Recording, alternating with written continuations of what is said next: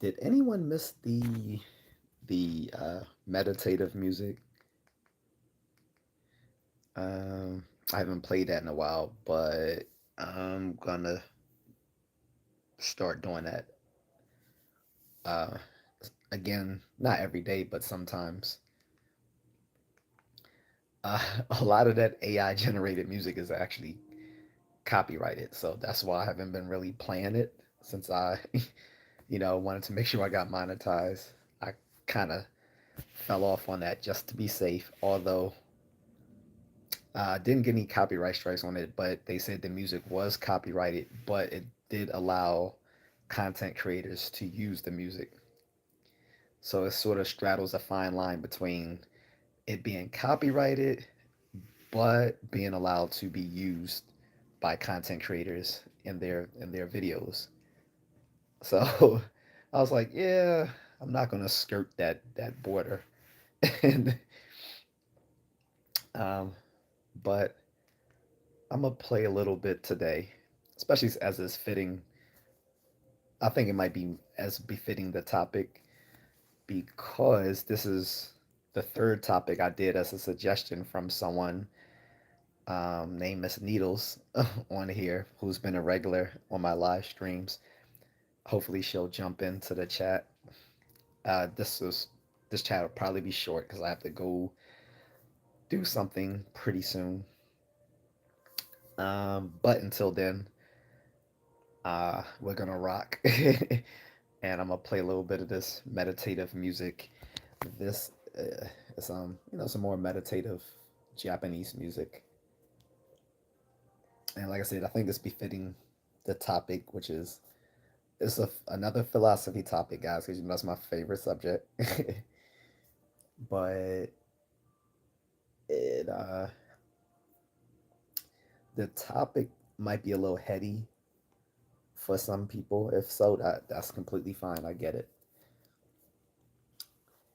But it's not something that you have to come in here with a big background in this sort of subject.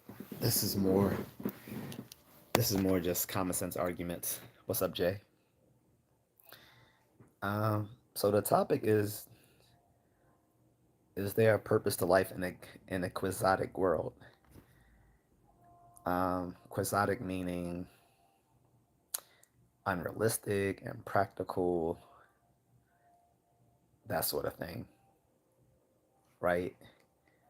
And the word quixotic dates back to uh, Don Cervantes' novel. I mean, sorry, the I think his name was Miguel Cervantes, the author who wrote the book Don Quixote, which is a really interesting book, pretty good classical literature, which I read for English lit class in college. I just took the English lit class as a like an easy A type class. Although I think I got a B. I don't remember B or A, but it was like a laid back, chill class. But it actually was kind of cool and interesting.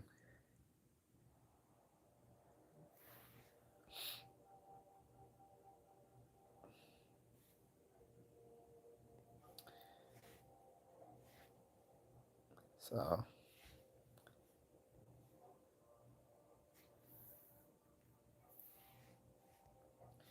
I don't know what you're asking, Den.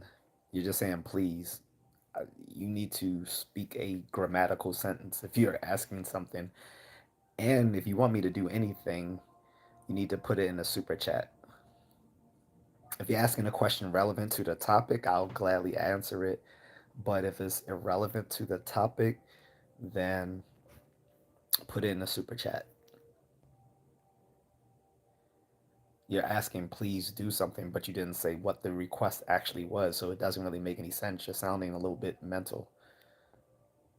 I get it that English probably isn't your first language, but I'm pretty sure in most languages, you have to ask the thing first. But in any case, um, and if you flood the chat, I'm just gonna time you out.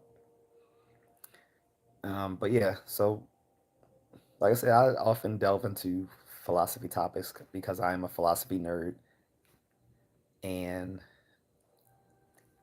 I learned through trial and error that I can't just jump into philosophy altogether. It has to be like a specific topic within philosophy, or most people are lost because they don't have that background. So the specific topic is there a purpose to life in a quixotic world? And you guys can give that um, topic uh, its its credit to one of the YouTubers who comes onto my channel, Miss Needles. She actually gave me three ideas, and so this is the third idea that she's given me that I'm actually running with. So I will actually take topic suggestions. She's not the only one. I did someone else's um, topic suggestion, plain dirty, and a few other people. However, unlike Blame Dirty and Miss Needles, the other people's whom gave me topic suggestions weren't actually around to watch the streams when I did the topics that they suggested. So that happens sometimes. I don't even know what you're saying, Dan. This is a I'm I'm American, so I don't know what the fuck you're saying.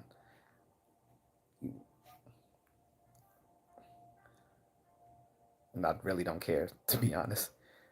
So I'm just gonna ignore you from the nuts. Um, Steve Steve G says the purpose of my life is to serve Christ. Without Christ, it would be to serve myself. Okay, so that kind of gets to where I'm gonna go with this, where my answer is gonna lie, based on what Steve G just said. Um, Liam, the topic is there a purpose to life in a quixotic world? Bye. Don't let the doorknob hit you in the ass on the way out. Then you sound like a fucking moron. But anyway, in any case, the topic again is there a purpose to life in a quixotic world? Um, Something that's been talked about in philosophy, particularly by people in either moral philosophy or in existentialism and in nihilism. Amongst the existentialists and the nihilists, the answer has been clear. Some moral philosophers have been back and forth on that, but we know for the most part that the denials and the existentialists are right, at least on that part. Not maybe not on the consequences they draw from that, but on the answer that they arrived at, we've pretty much accepted as it being true that yeah, outside of taking it on faith, like someone like Steve G may take purpose of life on his personal faith. Outside of taking it on faith, there's no reason to believe there's any purpose to life. So sorry, yeah. Answer done. We can end the stream. Nah, I'm joking. I'm willing to hear other people out on it.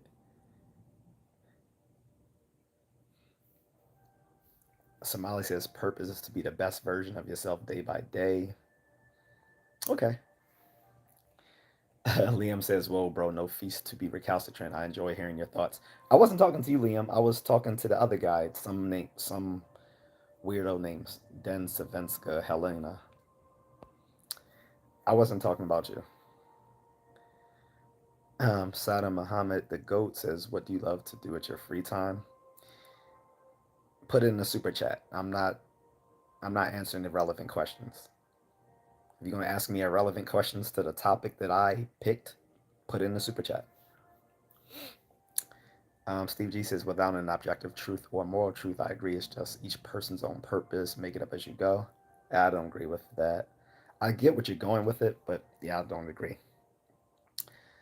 So, I, when when people talk about objective truth and stuff like that, they're they're implying the truth is somehow metaphysical. Truth is not a metaphysical concept, it's a semantic concept. When we define truth as a semantic concept, it takes out all this weirdness that people have, that things have to have truth that makes it somehow quasi mystical, whatever. No, when you talk about meaning as far as truth value, it's semantic. We can get rid of these metaphysical notions of it. We can get rid of these epistemic notions of it. So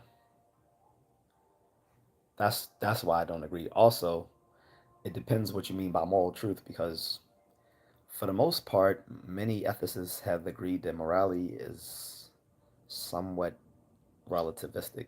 Now, I'm not a complete moral relativist, but it's hard to it's hard to argue against those folks whom have said that it is relative, because there's not really anything you can point to objectively, like just externally, like point to and say that is that thing is immoral, that thing is moral. There's really nothing you can point to. The only reason I'm not a complete relativist when it comes to morality is because we know that we are all born with certain universal moral instincts, that behavioral research has shown that every society has some sort of has the same universal taboos, and that these moral instincts are innate, seemingly innate, in the way that our language instincts are innate, and but which have to be taught to be more, you know, useful. So just like we're all born uh, with innate uh, language learning ability, we still have to learn language. In the same sense, we are all born with some sort of moral instincts, but we still have to be taught morality to know how to, you know, function in a civil society. So um, that's why I disagree. Steve G. Somali says it's true that animals usually are born with a purpose. They never get to pick and choose. Maybe Steph is right. Humans were truly best that they can choose their purpose and their path. If you can choose your purpose and their path, that means there is no purpose or path. You don't choose something that actually exists. Like, you don't choose which color is black or white. Like, no, black is the absence of color, white is the combination of all colors. So, no, that doesn't work. Um, uh, and animals definitely don't have a purpose. I don't think a purpose of something was just to be eaten by someone else. I don't think that's a purpose, unless we're just misusing the term purpose. Term Purpose implies intentionality. There's no, I don't think any animal intends itself to be eaten, abused, or destroyed just by virtue of what they are. Like, that's not purpose. That's not what purpose, that's not how purpose works. So,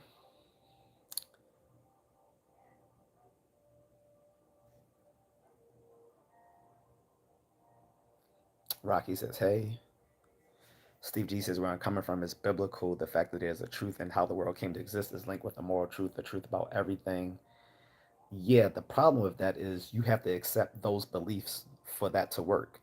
Someone who doesn't accept those beliefs, that's not going to work for them. On top of that, biblical there's like 1,000 different biblical interpretations of the same thing, so that doesn't work even for people who believe, because because they all have to accept a certain doctrine for that to work. For people who are believers, theists, Christian theists, that is, even for them, some doctrines may be abhorrent to them. So that doesn't work.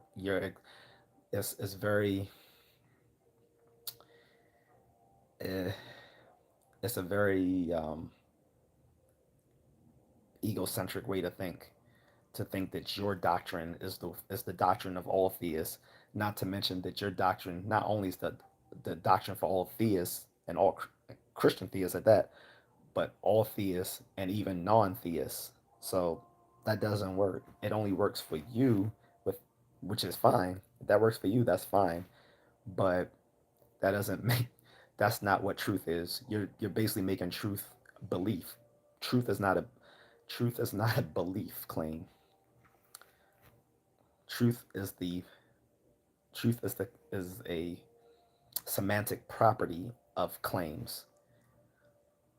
So a belief can be true or false, but there's no truth out there in some sort of platonic metaphysical sense. That's not how we look at truth in the realms of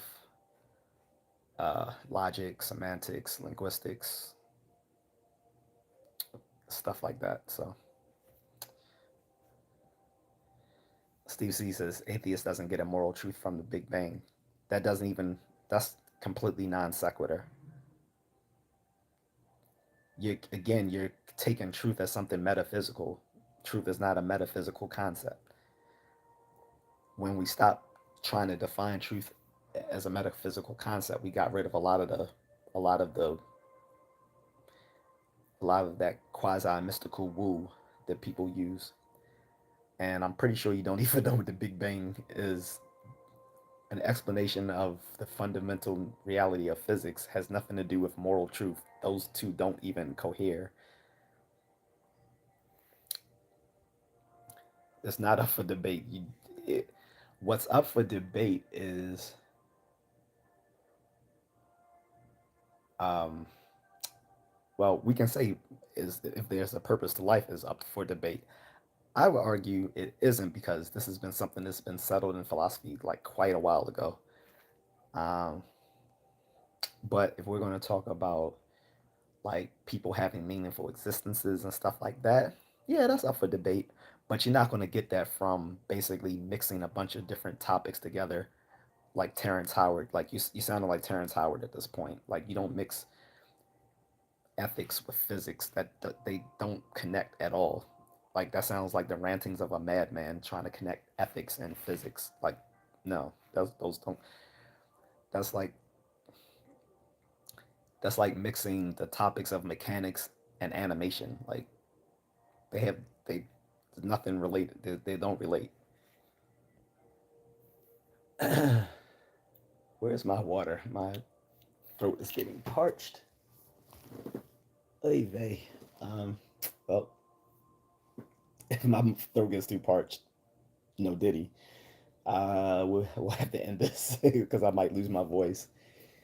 Um, Somali says, "Yeah, we can. Your purpose is probably different than mine." Again, your purpose, my purpose. That's not a purpose to life in an objective sense. You're just saying what matter.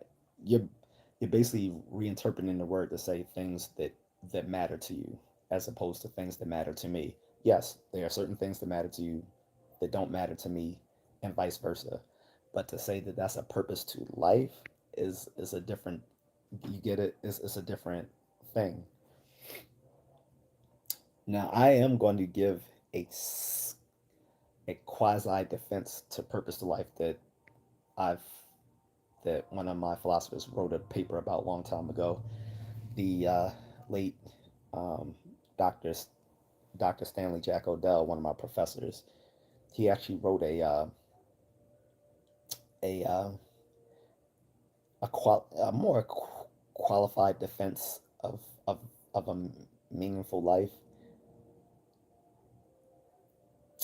and I'm gonna talk about that a little bit. Not sure if I buy it myself or if it, or I'm not even sure if he meant it himself, but I think he at least attempted to do so. Uh, Smiley says, well, the purpose of the individuals of bee colonies and ants are definitely clear. Again, that's not a purpose. You guys are misunderstanding the term purpose. Purpose implies intentionality. When we talk about intentionality, um we're talking about a mental property of our thoughts and other propositional attitudes or mental states, that is, which is, for something to have intentionality means it is about something or aiming towards something. I don't think bees and ants, well, hold up, let me take a step back.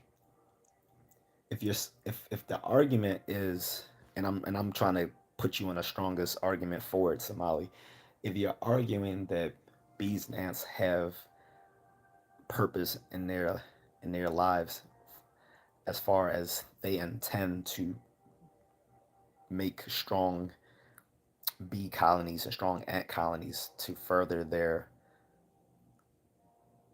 you know, their species, maybe, but I still think it's a loose use of the word.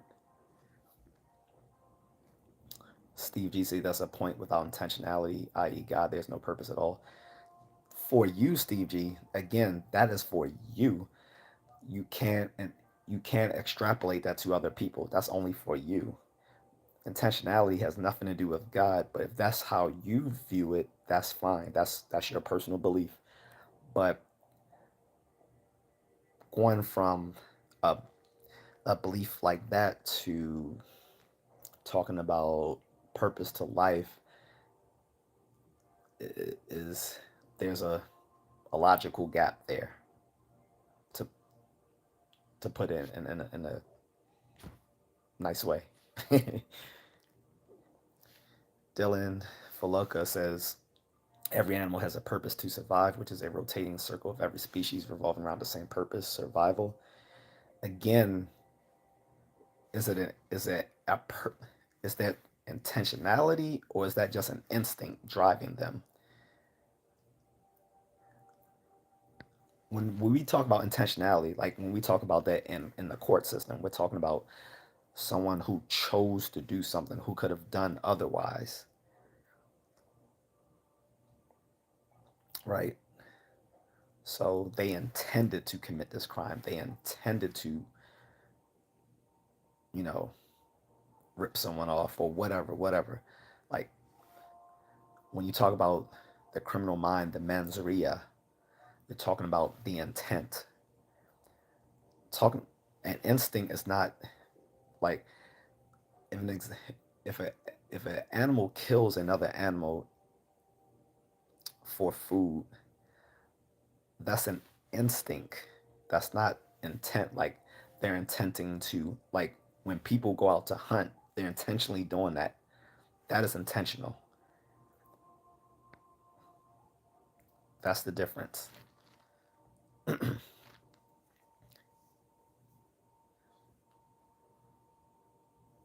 Liam says, "Can I just say you're trying to be condescending to this guy with an idea that you are better than? It doesn't work. I have learned to acquiesce. The man is on a pulpit and he uses wisely." First of all, I'm not trying to insult the person. If I was trying to insult the person, they would know, because using I would just pull out all the little fallacies that they're making and name off all these fallacies in their Latin terms and say you're committing X, Y, and Z and you don't make any sense and blah blah blah blah blah. I am I am, pun intended, purposely trying not to insult anyone. If you think the disagreement is being condescending, then you don't have any knack for debate or argument. That's your problem, Liam. I've been in spaces, academic spaces, where people will vehemently disagree with each other, and they're very good friends. These philosophers, like these professors, not, yeah, because it's not just philosophers. I've been to um, philosophy symposiums, physics symposiums, where these people would make these spirited arguments. People would disagree, and they're still friends at the end of the day. But people are so soft now, and they have lost their abilities to use verbal skills that they think merely disagreeing with someone is violence or condescending or being rude. Toughen up. Amani says, "Sup, I'm here, bro." What's up, Amani? Zen said, "What's up, man? How you been? I'm doing all right." Contrarian says, "Like and buying stocks." I've discussed that before, but if you want me to answer it, drop it in the super chat, please.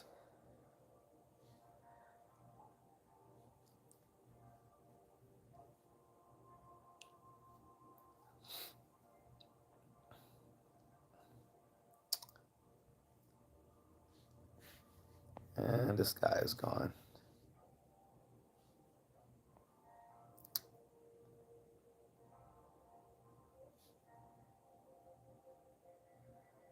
This person is funny. Twism. So I'm gonna actually allow this comment. It sounds very inappropriate, but I'm gonna say why I'm allowing it. So Twism21 makes a somewhat trollish comment saying, "I feel meaning in life by watching 8 hours of POR PORN daily."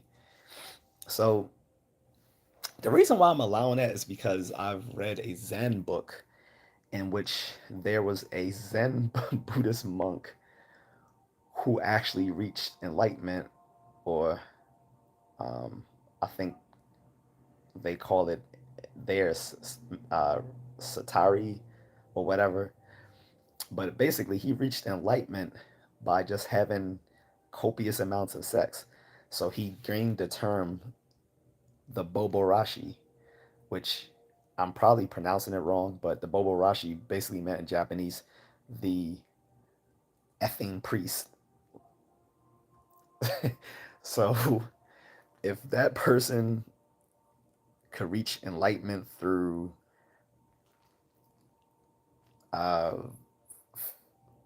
feeding his carnal desires, so be it. As it was, as long the monk was doing it consensually and it didn't hurt anyone in the process.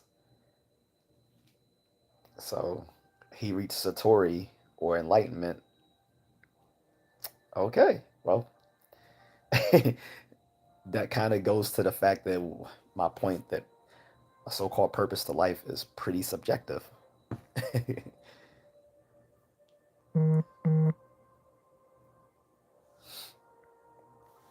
Dilfer says, "What would a Quixotic world even be? A world with no war, crime, free healthcare, and no human suffering."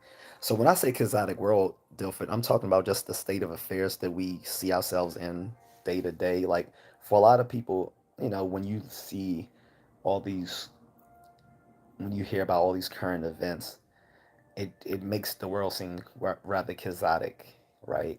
Quixotic. Like just seems everything just seems unrealistic at times, like just out of control. And that's purposely why I took the picture. I don't know if people saw the picture of, again, Don Quixote, the guy who fancied himself a knight, tilting um, tilting on his donkey, which he imagined was a Spanish bred stallion, and going after a windmill, which he thought was a dragon. You have to read the novel to get why that's funny. But in any case, Don Quixote tilting at a windmill kind of gets at what I'm talking about when I say a quixotic world, just like bonkers. And my point is, how can you have a purpose to life in such a world?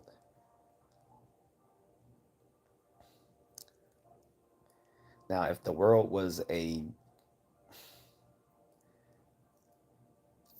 just a program, you know, we know all the sci-fi shticks, right? The Matrix and everything else, and some speculative physics where they postulate that the world is a hologram of more multidimensional reality, um, which we have no reason for believing since there's no evidence to there's no testable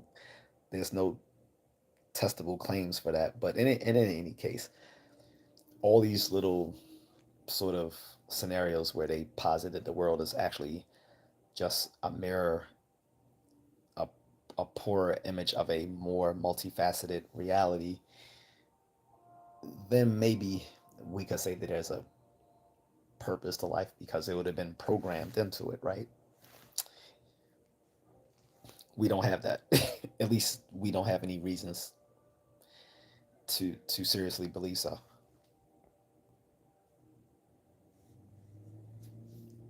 Twism says it's getting higher purpose.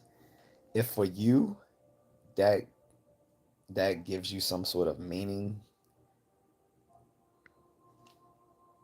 I guess.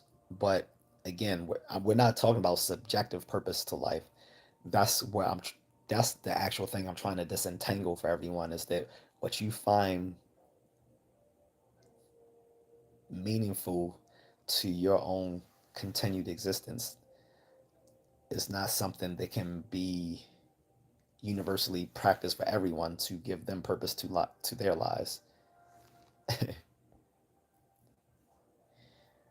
And this is one of the lessons that Friedrich Nietzsche gave people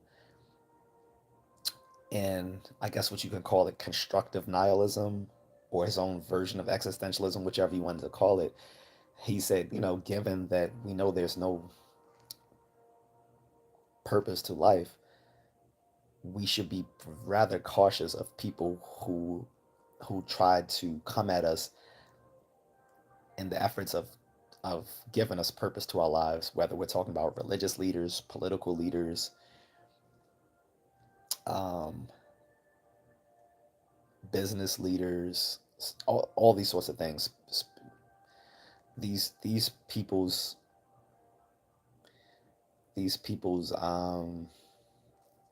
intentions may be sketchy. That was one of the less that was sort of a critical thinking tool that Friedrich Nietzsche tried to impart on everyone, was his constructive nihilism, was that given there's no purpose to life, we should be rather cautious of people promising us things that will more purpose to our lives. And this happens to happen a lot when it comes to religion, politics, and when it comes to like our finances, stuff like that. So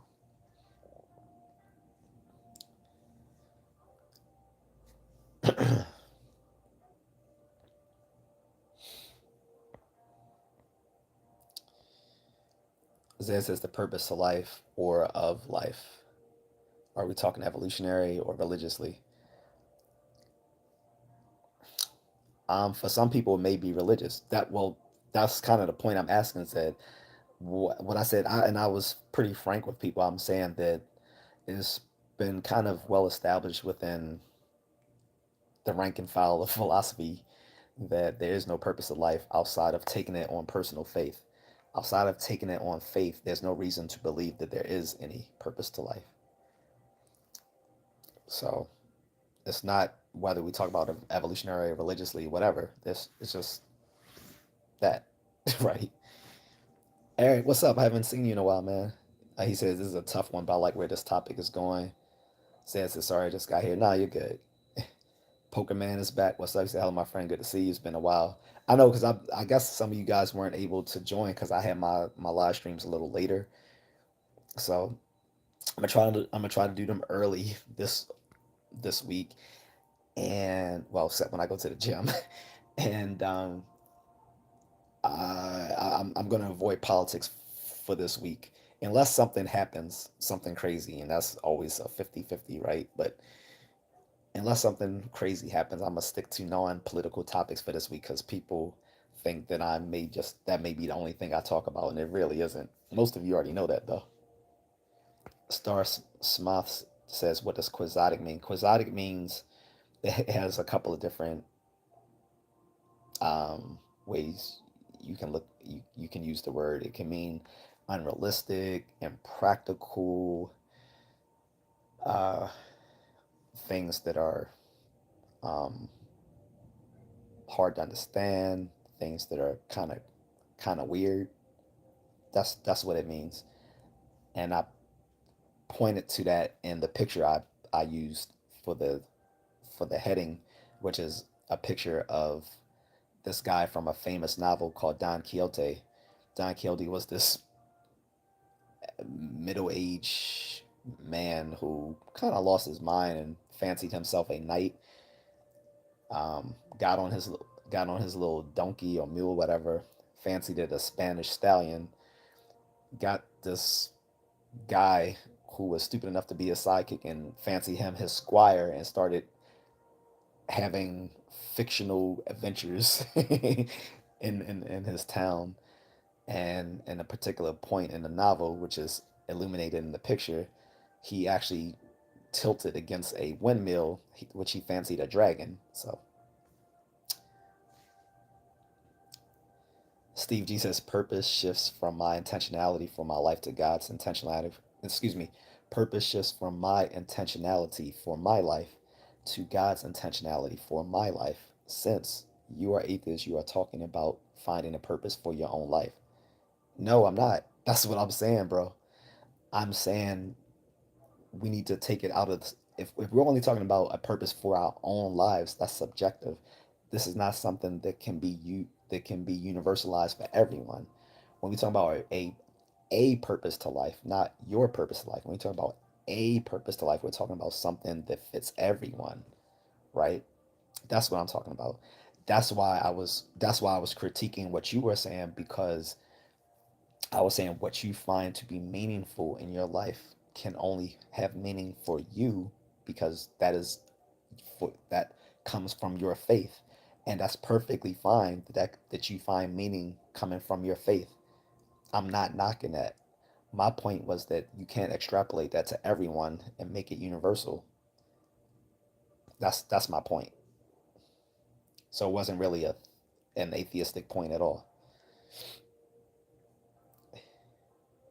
Eric Lapointe says, well, things without purpose seek pleasure. So there's the hedonism principle. One of the earliest versions of the ethical theory, utilitarianism, was hedonistic utilitarianism, which was whatever was whatever was the moral thing was what what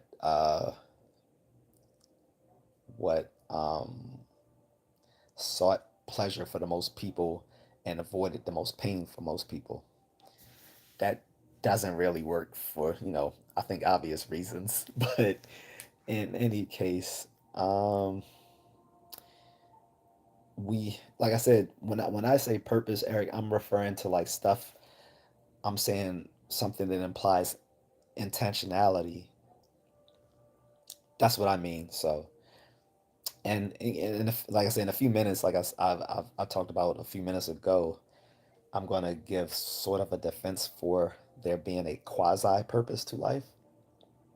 I'm not sure I buy it myself, but it was an idea proffered by a dear professor of mine that I really like. So I'm a kind of um, work on his ideas a little bit if I can remember them correctly. I hope I don't give a straw man of his argument.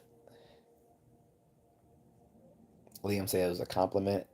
I think, okay, I'm sorry. It may have been mistyped, but the way it came out, it sounded like you were saying I was trying to be condescending towards folks, and I was like, I'm going out of my way not to be condescending to people. The only people I go out of my way to be condescending to are trolls. That's it.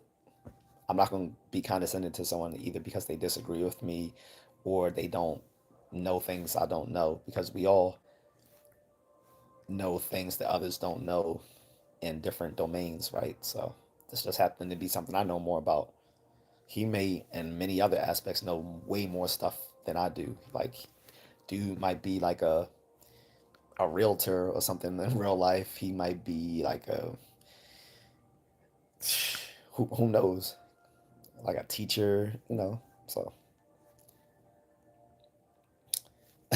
Steve G says, Eric, that's my point. For atheism, it's unbelievably hard to derive the purpose of life without an intentional created purpose. Yeah, but that begs the question, Steve G. Like that's a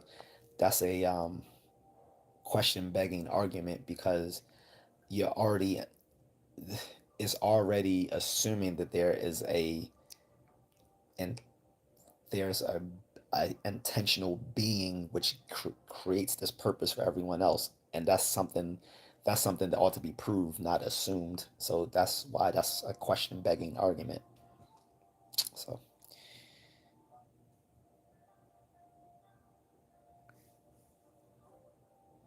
William says, okay, now you started a conflict, await your retort in 7 minutes. uh Dilford says, Liam, is just miscommunication which occurs constantly in every form of communication. then then I'm gonna give you a last chance, bro. If you're gonna put irrelevant stuff up, like, I don't know what you're saying. It's very it just it seemed like you're just spitting out word salad.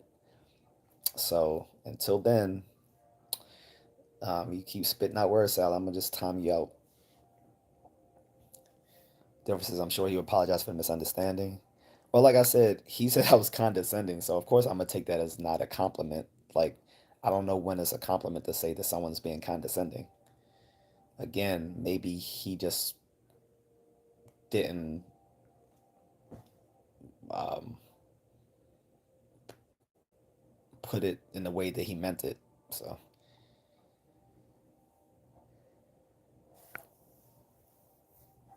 Liam says the hubris to believe you're allowing what? Okay.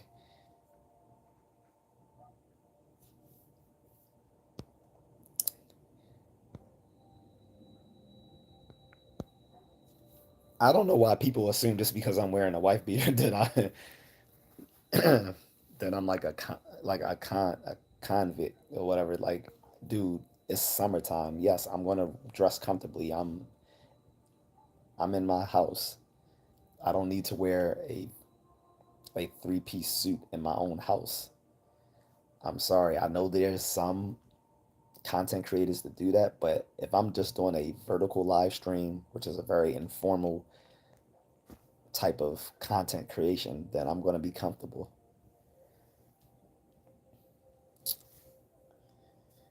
And that's the last I'm gonna even broach that topic. I'm just gonna time people out or send them packing with a ban.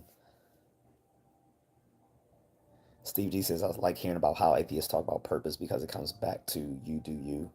No, you're really not you're really not grasping what I'm saying here. That's definitely not what I'm saying. I've stated clearly at least several times already my my view on it. I'm saying that we already know from philosophy that there is no purpose to life outside of taking it on faith, that there's no reasons to believe that there is any purpose to life. I can't make that any clearer.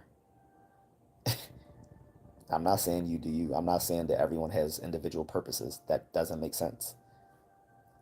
That just that's just a misuse of the term. I don't misuse terms. People, philosophy nerds, people who are actually like full-fledged logicians, mathematicians, philosophers, we tend to be very pedantic. So, no.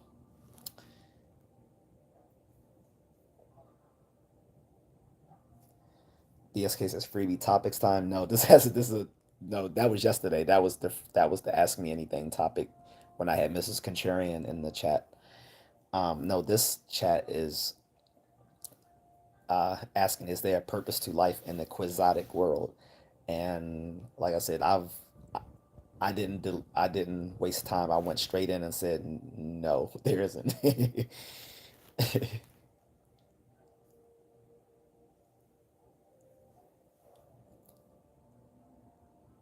Liam Jones says, how should we look up quixotic world? I mean, you can just literally just Google that. But kind of gave you, I kind of gave you the context in which I meant it. Like I said, a in a world where it just seems like everything is weird, unrealistic, like, and like I said, I kind of, in a joking way, used the picture of Don Quixote tilting at a windmill as a reference point for that. Like, what he imagines is definitely not the case. Like I said, he was a like I said, a middle-aged man with a fantasy prone personality who decided that he was a knight of the of the late Middle Ages. Fancied himself a knight, got some armor of some sort, turned his mule into a Spanish stallion, or so he thought, took this pauper he knew from his village and christened him his squire, and went on these little random adventures, um, which mostly were things that were happening in his mind. So, I mean, if you really want to go there, we could go into Franz Kafka, but I don't think a lot of you are ready for Franz Kafka, so I kept it easy with Miguel Cervantes' Don Quixote novel because it's something that a lot of people are familiar with, at least from probably like high school literature. Pepper Myers says, "Hello, we are in another world. I just got on which world I'm in. This is Earth 616 if you're Marvel, and this is uh, Earth 1 if this is DC." I'm joking. Steve G says, exactly. That's what I've been saying. Purpose only exists if the world is programmed, i.e., God, i.e., creation, truth to the world. Yes, I get that's what you were saying, but what I was saying is you were making a straw man of what I was saying because that's because what you had said above wasn't what I was saying. Okay. Um, my counter argument to what you were saying is that whatever you fancy gives purpose to your life is something that can only hold for you because that's not a purpose to life which can be universal to everyone because there is no purpose to life for everyone. It just doesn't exist outside of taking it on faith, which means your own personal beliefs. Um, uh, and like I say, unless we lived in some sort of matrix like world where stuff is programmed, then there's not going to be some sort of purpose, meaning there's some intent there by some other higher form being, yada, yada, yada, yada. Um, and again, what I'm saying also is that you misuse, no, I'm sorry, not misuse, I take that back. What I was saying is that I think you misunderstand the concept of truth. It's not a I mean, it's not a metaphysical concept, but you keep construing it in that sense. But most people who are experts in that sort of thing, talking about truth, whether in logic, math, philosophy, and linguistics, we define it as a semantic concept of some sort, as a linguistic or semantic concept. It's not a mentalistic concept, and it's not a metaphysical concept.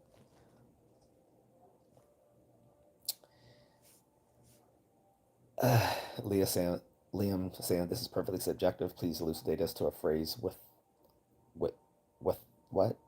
I don't get it. With Anna Clara says maybe. Hello Anna. Antrek says Nietzsche is dead. Nietzsche is dead and God is alive. Yeah, okay. Uh, BSK says undeniable facts, unknown existence of creator is truth. Son of Soweto's back. He said, hello, dear brother from another mother from across the great pond. Long time, short scene. You look different with the head and beard shaven. I've never had a beard. You might see me with 5 o'clock stubble, but you never see me with a full on beard. I don't let it grow that much. I said, did you enjoy the open ceremony of the Olympic Games? I'm not watching the Olympics. I have no interest in the Olympics. I don't. Yeah, I've never really. I haven't watched it since probably the. Yeah, I don't think I've really watched the Olympics since the '90s, to be honest. And the last few have been disappointing. And I don't care to see LeBron.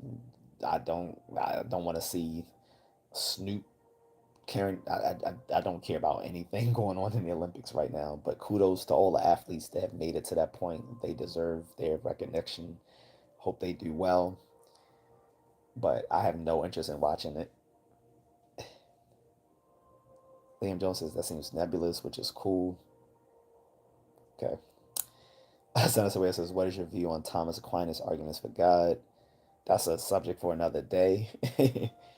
But I've actually given an answer in a previous stream where I said they aren't good. Steve G says, due to summertime. I mean, yeah, it is. Like people sitting there saying you look like you locked up. I'm like, dog, it's summertime. Maybe where you're at is maybe cooler, but nah, I'm gonna dress comfortably. If people want me to dress in a three-piece suit, they can drop me a super chat or drop me a cash app so I can buy a suit they want me to wear during a stream. Other than that, I'm gonna dress how the fuck I like.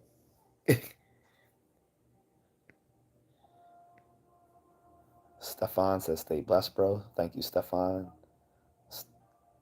It was a Stepan. I'm not. I don't want to mispronounce your name. Steve G says, "Okay, so there's no purpose to life. So what are we talking about?" That's what we're talking about. I'm saying I'm open to counter arguments to why people think there is such. Like I said, that's why I jokingly said after I announced my position that I was like, "Hey, we can all go home now. Stream is over," because uh, because it seems like that's pretty cut and dry. However, I did say that I am going to give a quasi defense to a purpose to life based on something that I remember reading from one of my professors. I'm going to get to that. I just want to get through the comments first. Steve G says, "Okay, so you're asking if we think there is?" Yes. says this is actually very interesting about humans. We don't really know what's going on in life. Depends on what you mean about in life. Like what is that? What are we referring to? What we know today arose from different people's perspectives and abstract thoughts. No, see, here's the difference: that humans, unlike most animals, evolved to have truth evaluating processes. This is how we. This is part of our knowledge acquisition. This is an important thing that we talk about in cognitive science. Um, because we evolved to have these truth evaluating processes. This leads us to delineate um, the, the different claims about the world and so forth, and about ourselves that we can utilize to acquire knowledge that makes us more effective in the world about us. Most animals don't have that those abilities. This is something unique to human, which is why there's been many philosophers that said what what defines human is our ability to reason. So um, again, that's going all the way back to like people like Aristotle. Like he thought that we were thinking animals, which separates us from the others. He was he, he was kind of right, but um, yeah, it's not merely just us thinking about things and just coming to like agreement on it. That's just relativism. Ted Hyman says true facts. Liam says I was agnostic, but I read a few days ago I will stop believing in a God if you can prove the concept of nothingness. That was profound to me. Okay. Uh Peppermount area says, I remember that cartoon with the man riding a donkey saying, I'm Don Quixote. Never knew as a kid what that was about, but thought it was funny because he would ride from town to town saying it. Like I said, I actually recommend people read that novel. It's pretty good. It's a classic novel from like the what 1600s, 1700s, but the humor still stands.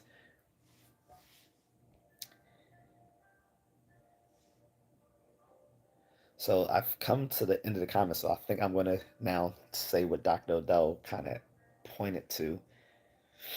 So and yes, and spoiler alert, it can be kind of subjective, but he kind of said, well, he agreed, more or less that the existentialists and nihilists were right that there's no purpose to life or whatever, but he was saying maybe we can look at more meaningful existences by the quality of experiences that we have.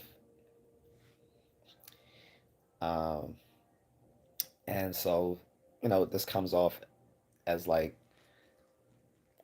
the sort of stuff that you might do that gives more purpose to life. Like you ended up becoming a Navy SEAL. Uh, you went into outer space. You you've visited all seven continents. You won a Nobel Prize.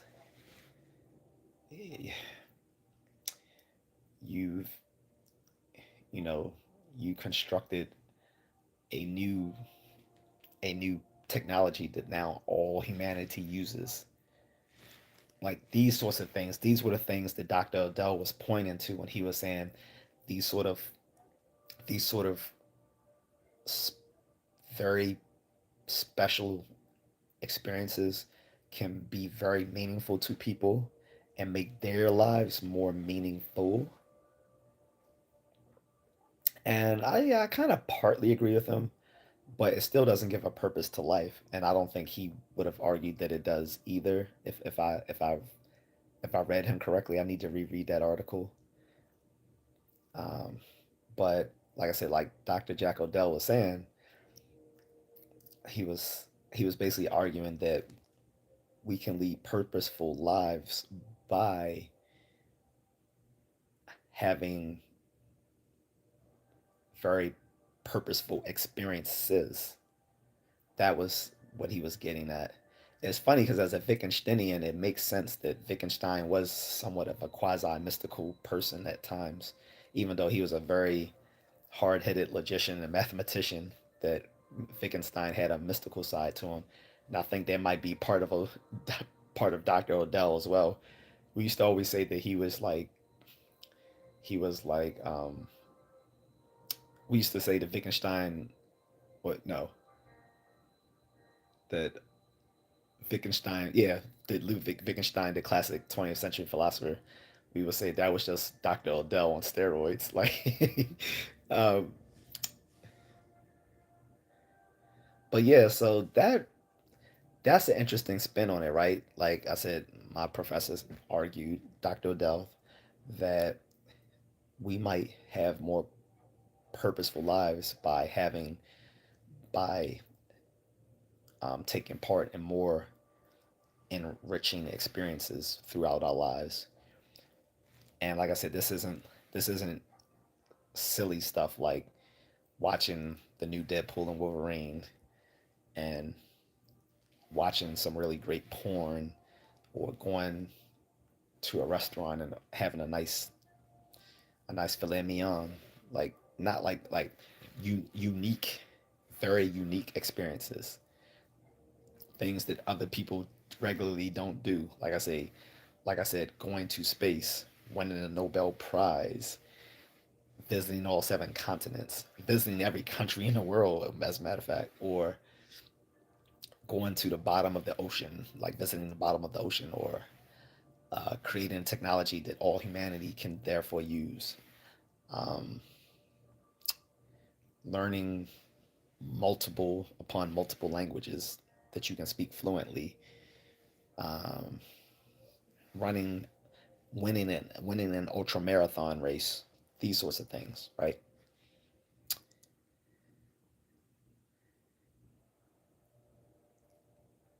these are some of the things that Dr. Dell hinted at can probably give purpose to life, at least for individuals.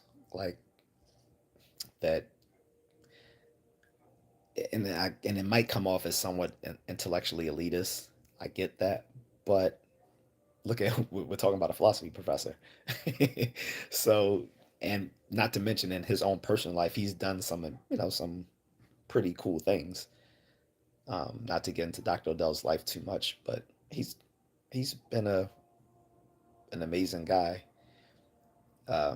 Like I said, I'm sad to see he went back in 2020, but I mean, he had a full life. I think he was like 84 when he passed. Although it's always, you always think, well, maybe the person could live a little bit longer. So, but um, yeah, he thought having, you know,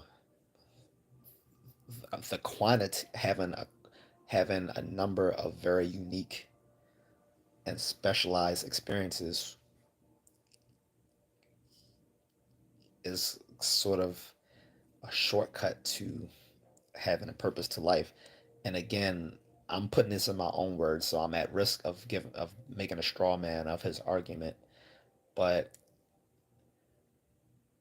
being that I don't have the actual paper with me, I'd rather put it in my own words than try to mistakenly paraphrase him. So,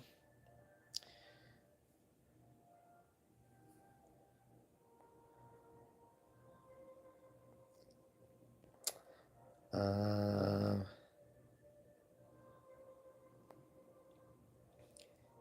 Steve G says, Liam, it's like that quote that there's only evidence that life comes from life, but no evidence that life comes from non life.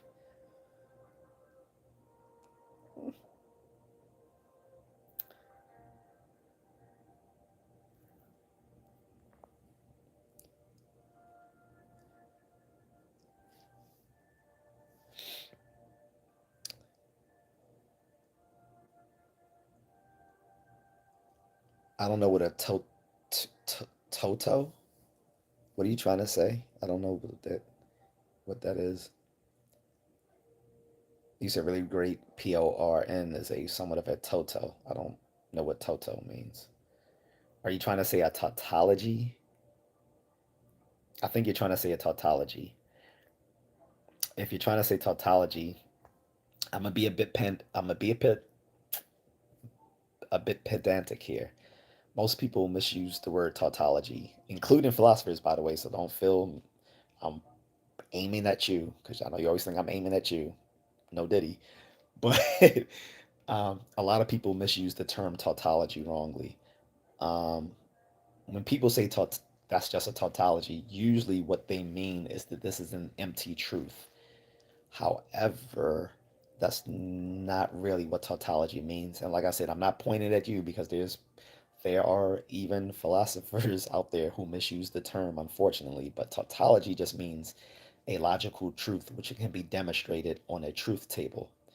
Truth tables were invented by Wittgenstein because, again, he was a genius and he's in the top 10 of greatest philosophers. Excuse me, he's in the top 10 of greatest philosophers who've ever lived.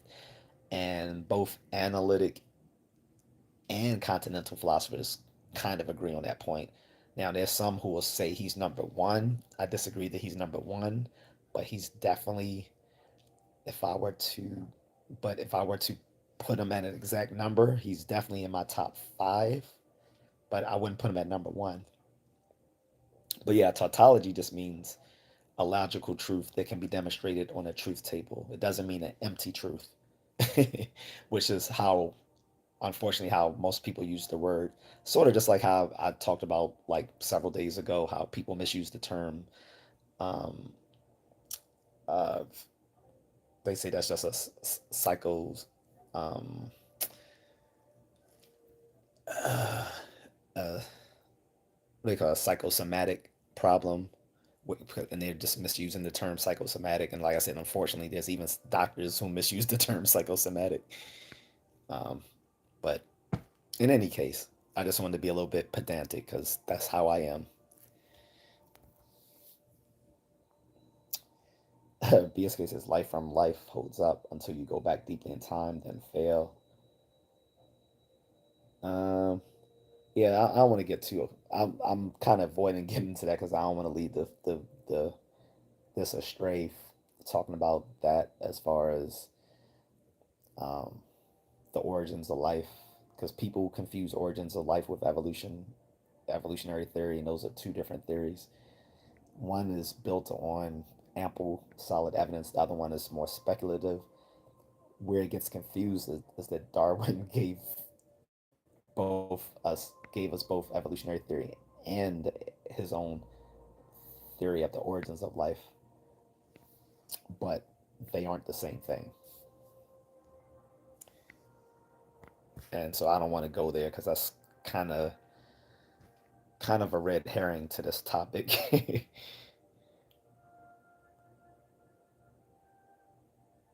No, it's not open topics day, BSK. That was yesterday. That was yesterday. I had my wife in the do the live stream with me, and we did a anything sort of topic again, like we did last weekend. Dude, you're not gonna ask me what are we talking about after you just put all that stupid Cyrillic nonsense. You're on timeout, fucking clown. Anyway, Liam Jones says I actually didn't mean that, but appreciate your desire to be pedantic. Well, I don't know what. Again, I don't know what Toto means. You keep misspelling things, so that's on you to not spell check things before you press enter.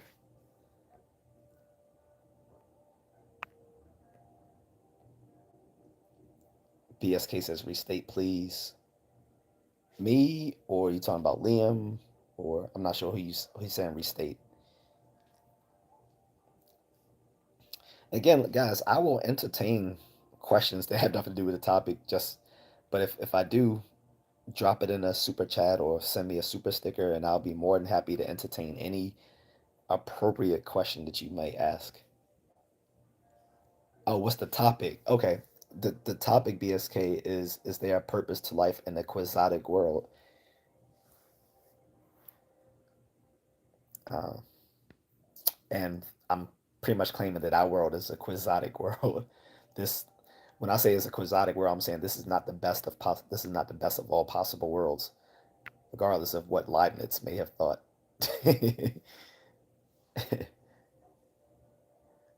Hi, Rosie. I am doing well, thank you. Except that I don't have my water. I don't know where I put it. Um, and so if my voice starts breaking, I'll have to end this soon. You're saying it's a colloquialism, but I never heard the term before. I don't know where you live, so here on the East Coast of the United States, that is not a term that anyone's used toto. Or again, you're probably misspelling it. So again, you should kind of try to spell check your messages before you press enter. That way that'll avoid confusion. Now, sometimes I can get the context in which something is said, even if something is misspelled. Other times I can't. Hey, Rosie. So the topic for my live stream was, is there a purpose to life in the quixotic world? And we've been having some back and forth on that. So BSK says Big Band 1990. You referring to the term he was using? Is that a name of a band from the 90s? Give me a second, guys.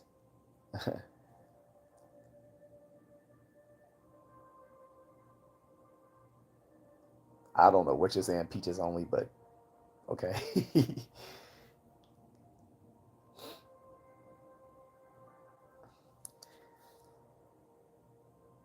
Again, guys, if you're gonna ask irrelevant questions or you're gonna answer, or you're gonna troll, leave it in the super chat. I warn people for weeks that once I'm monetized, I'm not answering irrelevant questions unless it's a ask me anything format. Like people don't come to my ask me anything formats, and then they come onto my topics where I mean my streams where I do have a topic, then ask just wanna do their little uh, random thoughts. Rosie says, "What do you think? What do you think is the purpose?" Okay, so I answered this earlier, but I know you just arrived, Rosie, so I don't mind repeating to you. So what I was saying, I'm first of all, I'm gonna let you know I'm a philosophy nerd, right? Okay, so in philosophy, as we know now, that we've kind of had an answer to this question a long time ago, that there is no purpose to life outside of taking it on faith. So that was my answer, and I was saying, yeah, we could kind of just end the stream here, and I only meant that in a joke, because of course there can be a lot of differing opinions on that. But as far as in the realm of philosophy, we this has been a settled answer for quite a while. And on top of that, you notice like in certain movies and TV shows, like say like Game of Thrones before it became crazy in season 7 and 8, you notice that all the smart, manipulative people knew how to use people's desire for a purpose of life against them, how they used it against the small folk, how they even used it against the nobles who were searching for more meaning. Like people used that against them because they knew it was not a real thing. As they also use religion against people in like Game of Thrones. All the smartest people tend to been pretty non-religious folks. So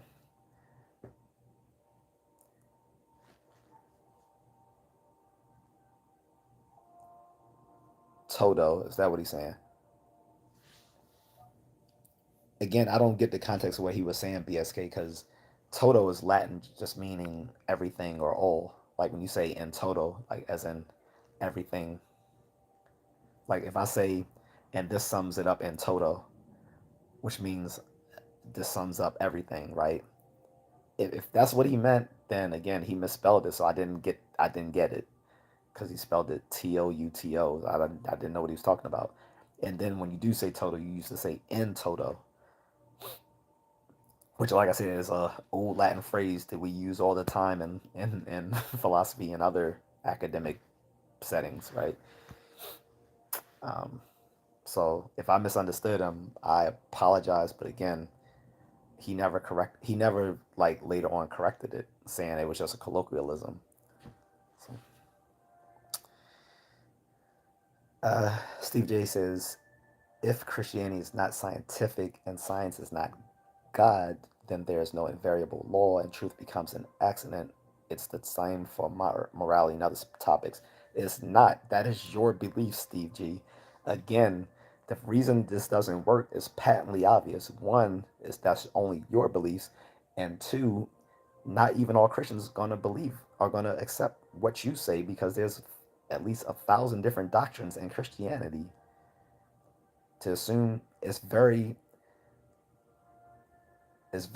egocentric to think that you that your view on Christianity is the view for all Christians, not to mention the view for all people. That's pretty egocentric. Just saying. And that whole claim is like just nonsense, really. Like it doesn't even make any sense. It's like it just misuses so many words in that whole claim. Again, it's assuming the truth is somehow metaphysical, and until you grasp that what we're talking about here is not a metaphysical concept. Truth is merely a semantic or linguistic concept.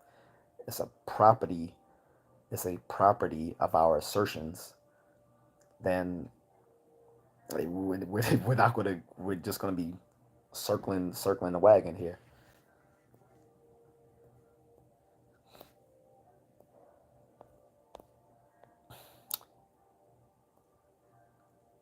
And for someone that says you always appreciate me, you always try to, dude. You're not as clever as you think you are. You're not gonna sit there and try to butter me up and keep insulting me at the same time. You say you're being facetious, and that is cool. I appreciate your being upset, but I would like to let you know I think you are cool, dude. You need to chill. That's so your little um feeble attempts to to I'm not gonna even go there, but that shit doesn't work on me. Like, try that with someone who doesn't have a background in psychology. That, yeah, that shit doesn't work. And I'm timing you out because you're getting on my fucking nerves. You thought I was being upset. I wasn't being upset. I was clarifying something, but you're being intentionally obtuse. Pun intended, intentionally. You're being obtuse and you're intentionally doing so because you just want to disagree for the sake of disagreeing. You're not disagreeing because you have a point to make. But you come on the stream all the time with that BS, and I've put up with it, but you think I don't recognize it when I do. I'm letting you know that I do recognize your BS, and for that, you're getting timed out. Not because I disagree with you. I'm timing you out because you come on the streams time and time again trying to play this manipulative game, and that's not cool. If you're going to play these little games, drop me a super chat. Until then, peace out.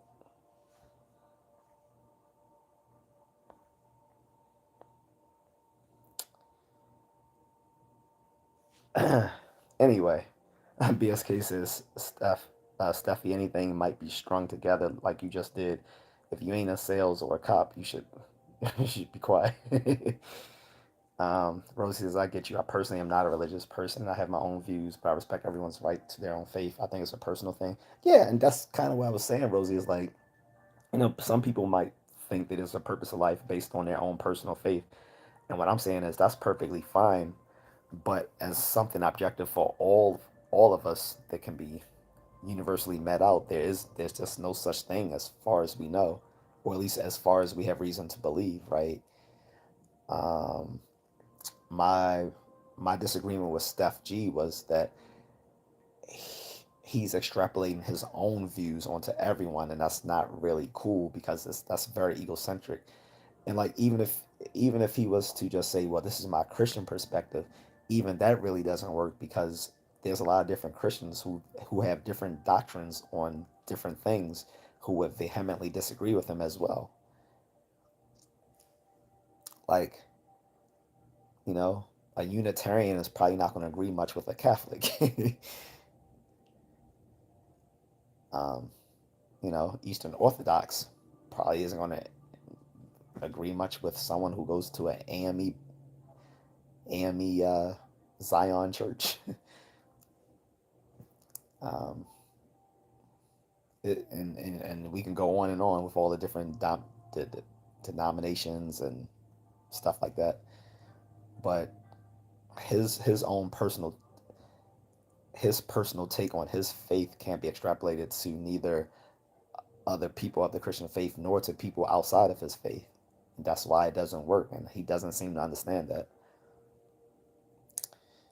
Um, Rosie says, I think the main purpose in life is to be as kind as you can and make the world a better place to the best of your ability. BSK says, Total the band failed sardonics. No problem. I never heard of that band, to be honest. Toto? You're not the ones that used to wear the little crazy hats or whatever. I don't know. I don't know who they were.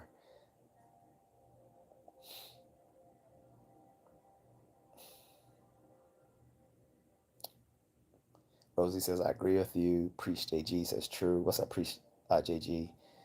Rosie says, all about understanding and respecting. Toto Africa. Okay, I've heard the name of that band before. Was that the group? Like I said, they used to have like the funny suits and the hats and stuff. Well, at least in this one music video, if I can remember correctly.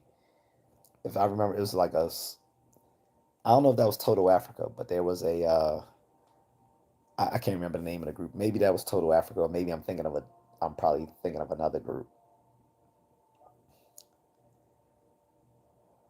No, I'm not talking about Project 2025.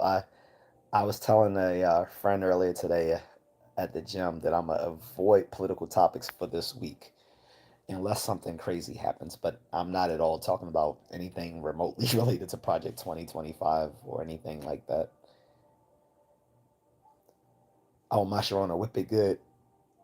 Yeah. Oh, okay. Yeah, I definitely know. Yeah. Whip it. Whip it good. Yeah, I remember that. They even made fun of it on Family Guy when they had Peter doing that in the cutaway scene. um, but yeah, so uh, aside from saying, yeah, there's no reason to believe in a purpose of life outside of taking on personal faith. I also gave a partial defense of how people might seek purpose to life, which was argued by a former professor of mine, which he said that the amount of like unique experiences people have can can be purposeful to them. And when I was saying unique experiences, I'm talking about like really like amazing things. Like I said, you know, becoming a Navy SEAL, uh, running an ultra marathon race, visiting all 7 continents, winning a Nobel Prize, um, becoming a best-selling author of some novel or whatever. Um, the, these sorts of things, creating new technology that everyone uses. These are amazing things that the more they add up can give someone a purposeful life. This was sort of the thing that my former professor, Dr. Odell, argued at. Although it wasn't a, I think the argument wasn't meant to be taken too seriously. I think it was just kind of hinting at maybe for individuals this could work, but I'm not sure if this could work for everyone. But it kind of made it more objective, meaning it was like more mathematical. Like, yeah, the more of these you have in your life, the more purpose to your life you have. Um, so that yeah, priest. That's not. Yeah, that's not for this topic. Plus, I still haven't delved into that topic enough to give an opinion on it. So I don't want to give a. I don't have a strong opinion on it just yet. And I'm definitely not one who's gonna automatically just assume the police are always wrong. So I'm not gonna delve into that topic yet. However, if you do want like my so-called like my inklings toward what's happened, you can drop it in the super chat and I will give an opinion. But since that's not about the topic, we can move on to another day about that. I, I might eventually talk about that, but not today. um,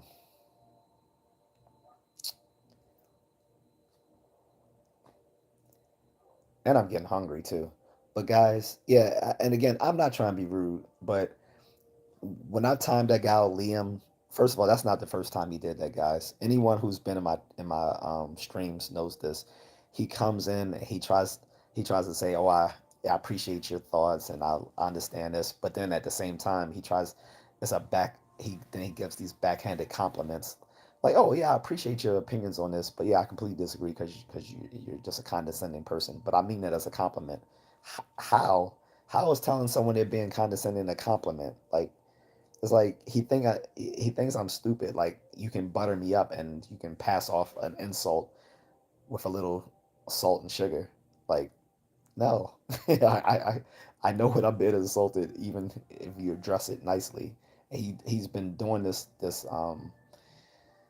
passive aggressive thing for the last several streams. Like I say, if he continues, I'll just ban him from the channel. But for the nonce, I timed him out for 24 hours because, like I said, he's been doing that several times, and it drags down a conversation. If you disagree with me, simply say, "Hey, you disagree with me," yada yada yada. That's cool. But to keep this little passive aggressive thing going on, where you keep saying, "Oh, I don't know what I'm talking about," and I think I know better than everyone else, but hey, I appreciate how stuff. That's doesn't work. I get it. like that so-called reverse psychology, that doesn't work on someone who actually studied psychology. BSK says zero evidence of mercy or kindness, though. But yeah, guys, like I said, you disagree with me, and like I said, I'm taking this from the fact that this was something that came out of as existentialism and nihilism a long time ago, and for a long time, a lot of philosophers disagreed with them. But then the more they actually reasoned it out, they was like, oh well, these existentialists and nihilists actually have a point. Now, where people disagree with existentialists and nihilists are are then the conclusions they draw from that from that fact, right? So nihilists, depending on what type of nihilist they are, will just say, well, then nothing matters. We can just we we might as well just have utter chaos because nothing matters. And so that's sort of the fear that many religious people have, is that if you if you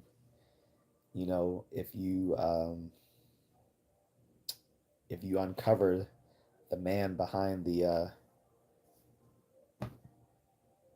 man behind the wall. What was it in the Wizard of Oz? Like if you exposed, you know, the man behind the wall with all his levers or whatever, like then it'll just lead to utter chaos because people just refuse to act civilized. And that was something that the late philosopher Daniel Dennett also thought too. He used to say we can't tell people there's no human freedom, because if so, a lot of people, it's been shown through through cognitive research. He would argue that once they realize there's no human freedom, then they take that to mean that they can just act in any sort of regards whatsoever. So there's that fear. Similar to a purpose of life, if people are told there is no purpose of life, then they think that they can just be utter a-holes to one another, and there's no, because ultimately there's no consequences. A nihilist might say that, but and some existentialists might too, but existentialists go a different route with it. They point to it saying, well, since there's no purpose of life, then that that for them that leads to human freedom for them. When they say, oh, there's no purpose of life, they say, okay, good, then we have human, that gives us freedom to do what we choose to do in life. So the existentialist taking a whole different route. And Nietzsche took it a and Nietzsche did different than both of them. His view is complicated. Some people have called it constructive nihilism. Others have just seen it as a variant of existentialism.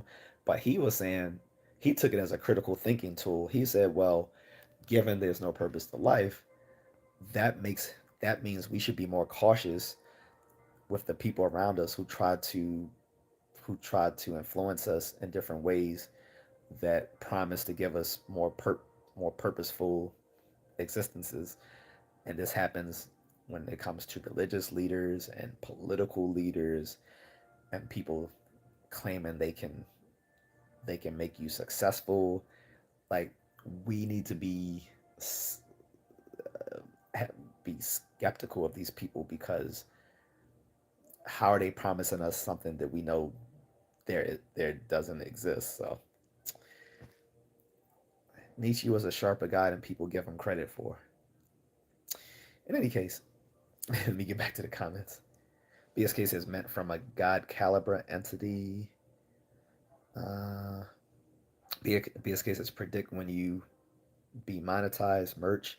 So okay, well I am monetized now, BSK. Remember, but as far as merch, I'm looking into that, because so I have friends, well, friends of my wife particularly, that have a store, that have a store that produces merch.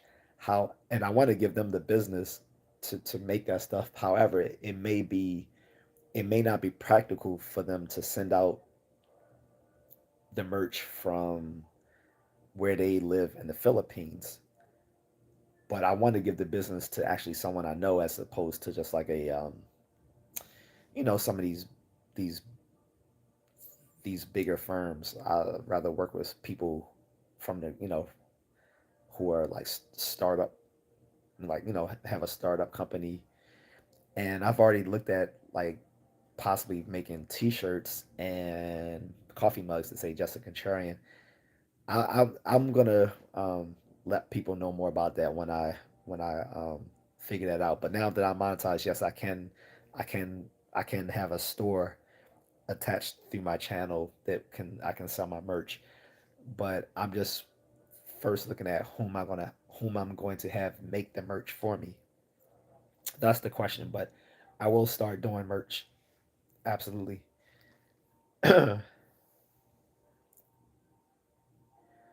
BSK says Nietzsche pretty dark. Actually, he's not. Like I was, I don't know if you were in the stream or not, BSK. But what I was saying, the problem with Nietzsche isn't Nietzsche. The problem with Nietzsche was his sister. Once he passed away and of syphilis or whatever, his his sister, who was a fascist and a Nazi supporter, reinterpreted his writings to support the you know the uh, the Third Reich, and as such, his his writings have been co-opted by a lot of fascists over time. But those weren't his original writings. Those were the reinterpretations of his writings by his sister. So what he says isn't actually very dark at all. I mean, some things can be, I guess, a little dark because he's an existentialist, but excuse me. But a lot of the stuff that people see, a lot of those big complaints that people have about Nietzsche is because of his sister who reinterpreted his writings after he died.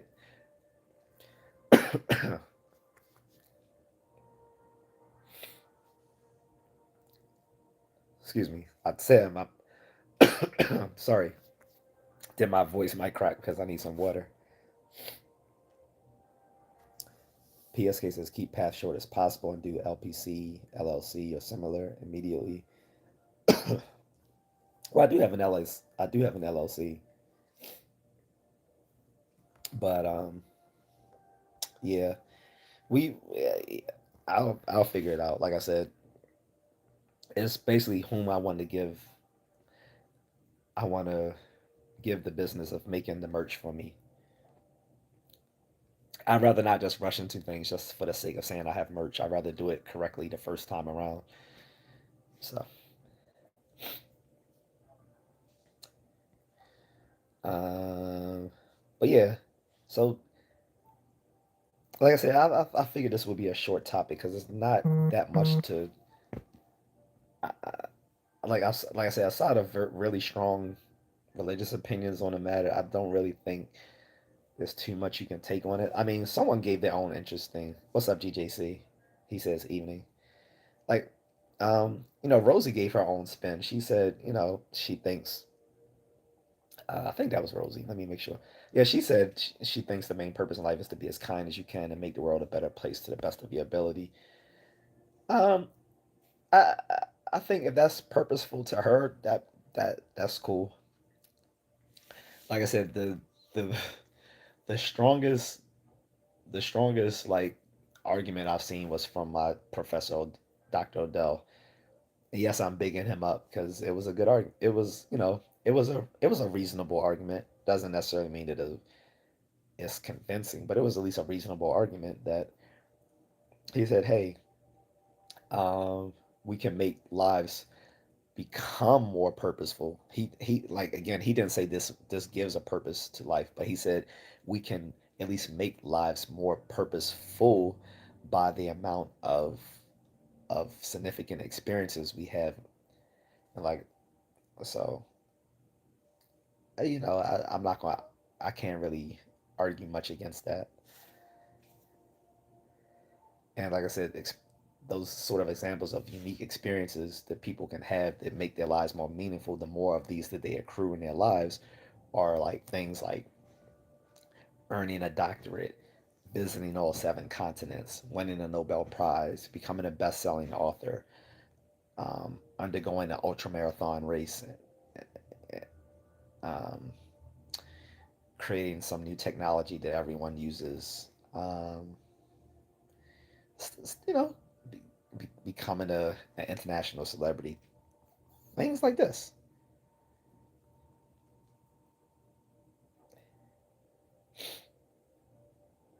So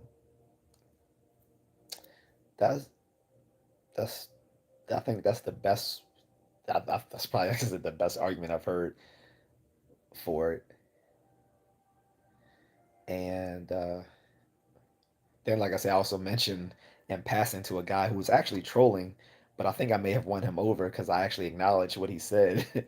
He's he was arguing about porn, and I was like, that's ironic because there was a story of an actual Japanese Buddhist Zen monk named the Bobo Rashi, and he was named that because most of his time as a Buddhist monk he spent having copious amounts of sex, probably I'm assuming with prostitutes, and he actually reached Satori through that method. Satori was a Japanese word referring to enlightenment, and that's why they called them Bobo Rashi, which in Japanese meant the Fucking priest.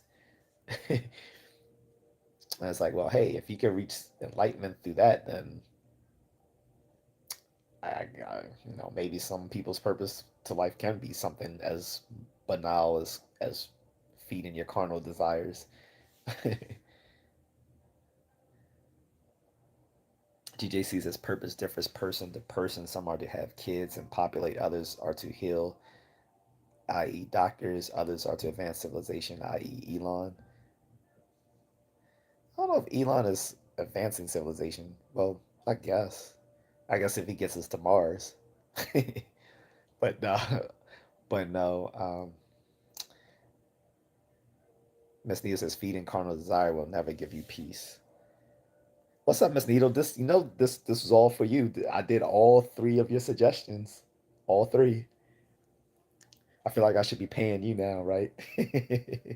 But no, I will take other suggestions that other people have, and I have actually done other suggestions. I did one from Blame Dirty.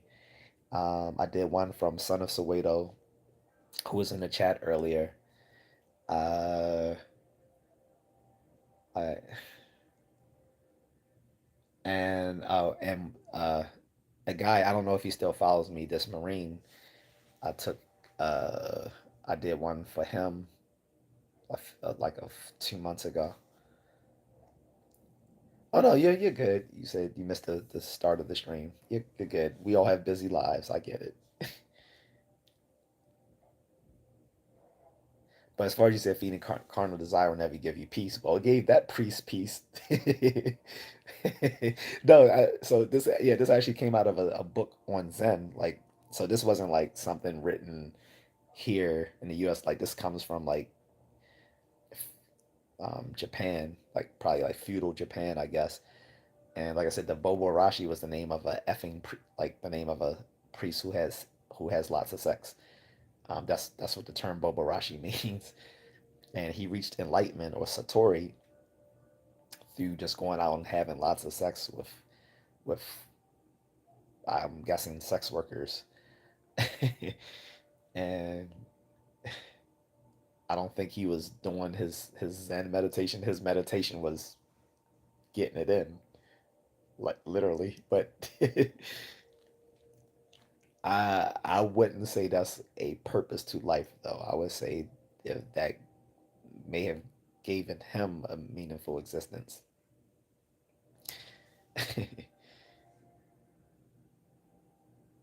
BSK says GJC rare that a human really makes a difference, positive change, even more unlikely. That's a bit cynical. Jade says hi. What's up, Jade? Miss Nita says it's 2 a.m. here. Okay, I'm sorry. GJC, let's do that episode on Deadbeat Dads. You got it. You got it. I'll do that sometime this week. We'll do that. Jade says 8 p.m. Oh, you're on the East Coast then, Jade, because it's 8 p.m. here as well. BSK says old Mr. Musk an absolute genius. vis-a-vis acquisition of government subsidies. So here's the thing about, well, I don't want to go into that topic too much. That'll drive us to a whole different topic. Miss Nita says, but did it? I heard so many testimonies of Buddhist people never finding peace, dying, and coming to Jesus afterwards because Buddhism did not ever give them that peace. Very interesting. Well, this is coming out of a. I'm I'm just this might this priest might be completely fictional. So I'm just saying within the within the context of that historical novel or book on Zen, this happened. Can do I know? Can I say matter of factly did it actually happen? No, I can't. I can't.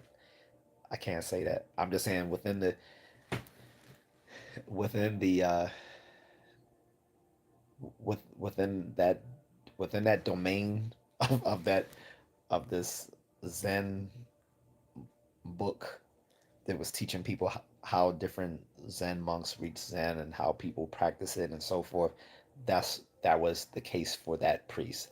Whether it actually happened and how often that can happen, I have no idea. Miss Nita says like near death experiences. Most of those are just a facet of a dying brain.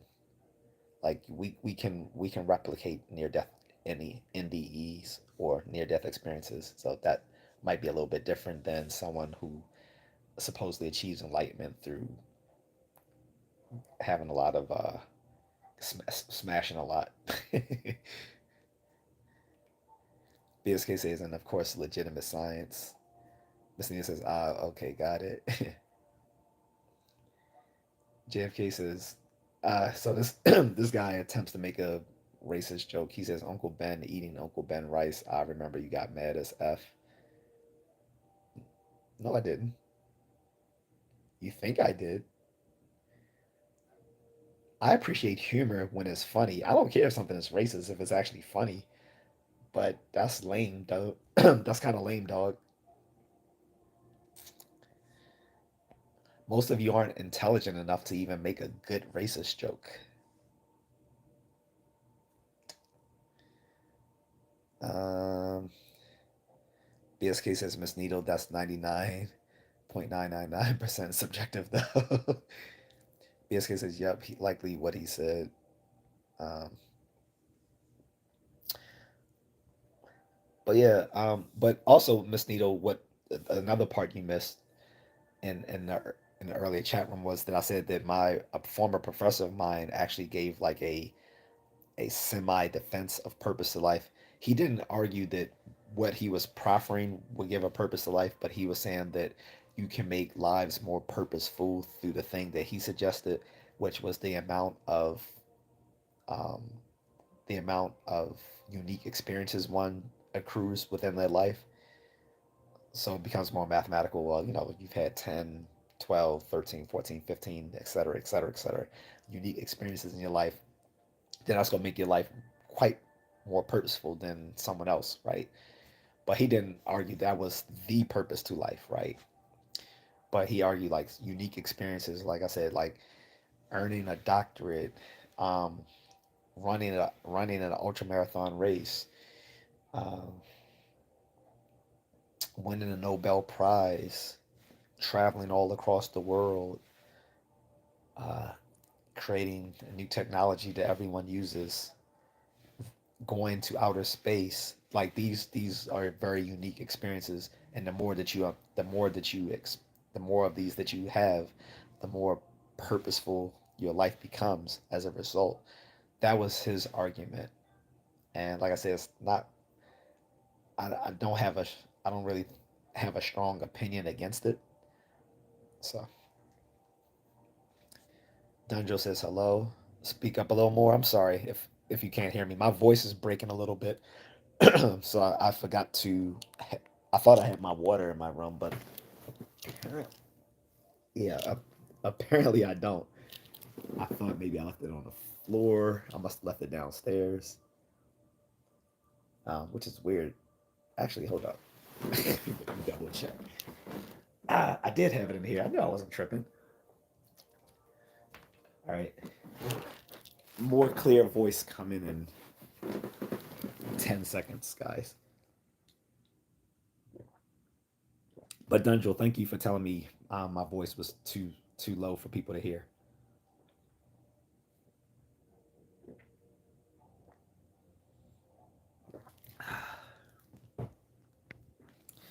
All right, so yep, that feels better. Pause. BSK says many trash doctorates, at least half. I'm not arguing that, bro. I'm just saying that those are examples of things that are unique experiences. I mean, there may be many bad doctorates out there, but most people don't have doctorates. Let's just be frank. Most people don't even have college degrees, much less a doctorate.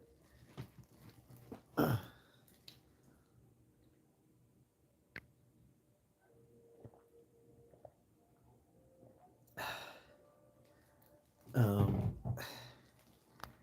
BSK says, how about that? Aliens, ghosts, stuff like that. Those sort of experiences, I don't know because those are. I'm talking about genuine, like genuine experiences. These sort of things are stuff that's those are sort of more contentious things, like claiming you've been visited by aliens or ghosts and stuff like that. Maybe that works in the realm of fiction, but I mean, in the real world, I don't know. Like if someone's suffering a delusion or have a fantasy prone personality, I'm not sure if we should say that that gives them more purposeful lives. Gin and juice delicioso. Now it's just regular water.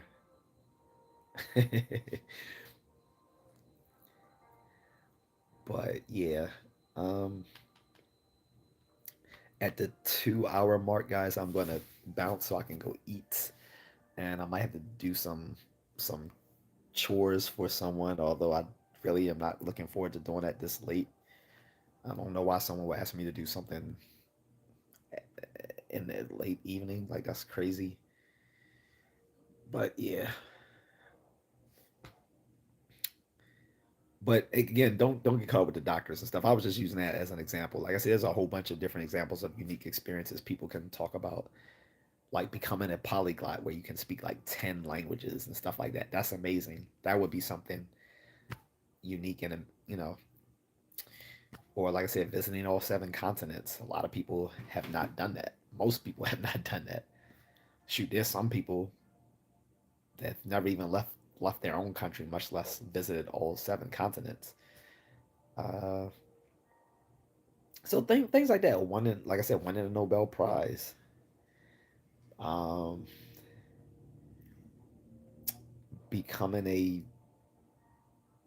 a special operator within the military or law enforcement. These are unique things.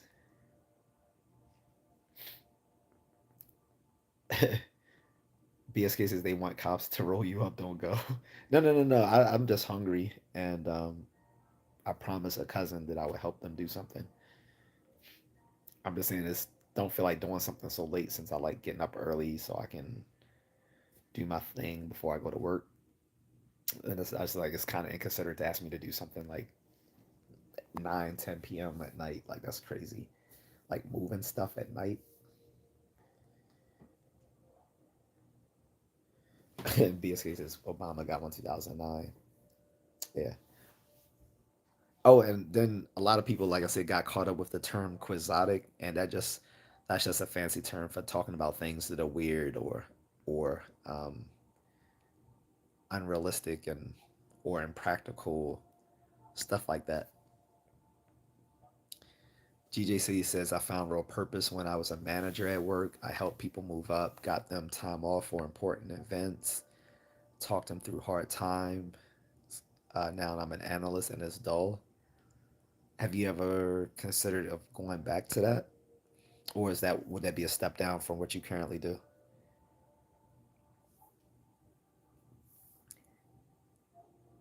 TJC Raj is funny. Um, BSK says Pulitzer also downgraded. I don't think Pulitzer prizes are downgraded. That's still an amazing prize to get for an author. Excuse me, I'm about to sneeze. Sorry, guys. Mm. You know what's purposeful to life? Fruit snacks. I need to get more fruit snacks. um, Fruit snacks. Mrs. Contrarian. Traveling. Doing martial arts. Running. Miss Nia says GJ sounds like you got skills and kind of uh, wasting them away right now. But hey, maybe keep looking for a position that makes you more happy. For some people, just making more money, whether they actually like what they're doing or not, gives them more purpose. Like for some guys, it's just a drive to be more successful, even if what they do isn't what they really like. Like I working in financial services isn't something that particularly drives me, other than the thought that I can make a lot of money. So no, you can't get the N word pass, and you're lucky I don't even ban you, because I'm pretty sure if you have to ask, you're not even black. Miss Nita says money only goes so far. I'd say also the more stress you about losing it. Mm, yeah, yes and no. The more stress you have when you don't have it, I say that. Maybe more people are worried about losing that amount of money once they reach it, but I don't know. Is that might be their fault? Like some people earn a lot and then they live a high income lifestyle. If they live within their means, you can earn a high income and still be comfortable.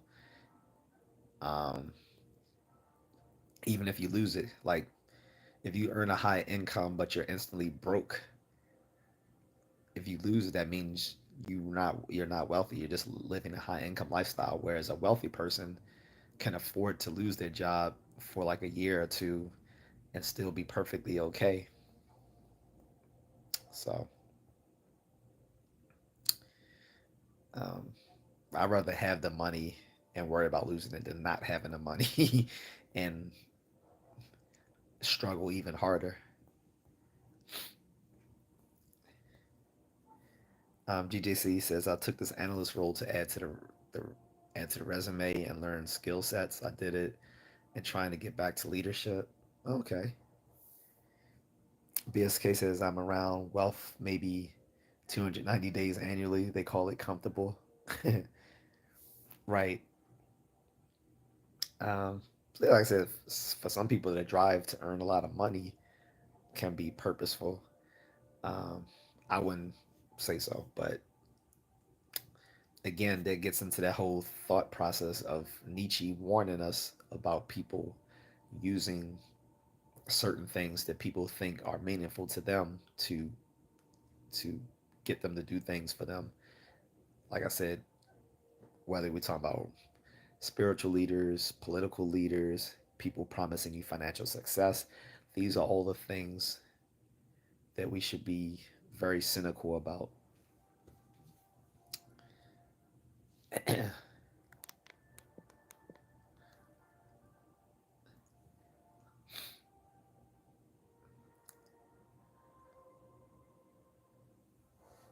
Oh, Joshua Bryan says my girl of 7 years left me this weekend. I am broken. Just turned 29 and sold my company, and she says she is scared of the money and thinks it will change her. I give up on females. Y'all are crazy. Dude, you just need to hit the gym. Forget her. You're 29. Shouldn't be worried about a serious relationship anyway. I wouldn't have been with someone for 7 years in my 20s. That's why. Dude, you have a whole life ahead of you. You're not. You'll understand. until you hit 35, you still think like, no offense, like until you hit 35, you're really not like a full grown man yet. You still think like an adolescent. You'll understand when you hit about 30, 35 that these sort of things you worried about then aren't aren't worthy of the time, aren't worthy of the mental space you're giving it right now. Forget her, hit the gym, find some find some baddies, smash them. Don't get attached to any of them. Use rubber so you don't have any kids with these 304s.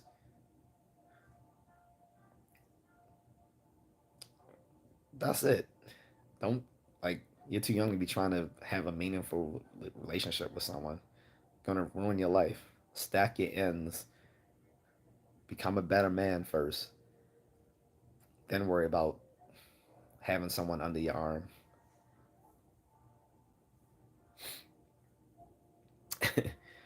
BSK says eventually worry about medical stuff, not much else at all.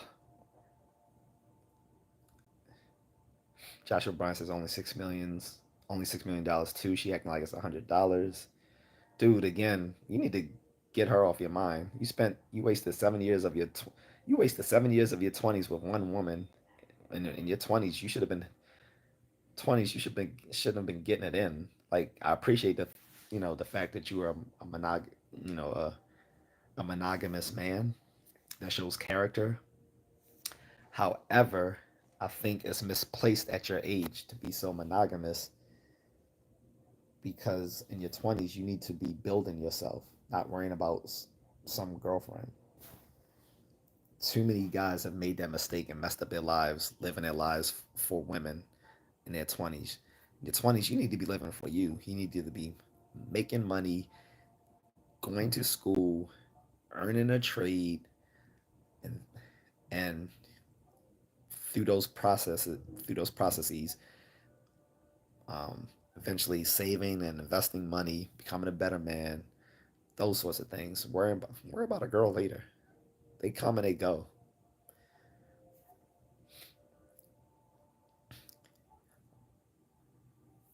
And like that just and the fact that she will leave over something like that, it just sounds childish. Frankly, it just sounds very childish.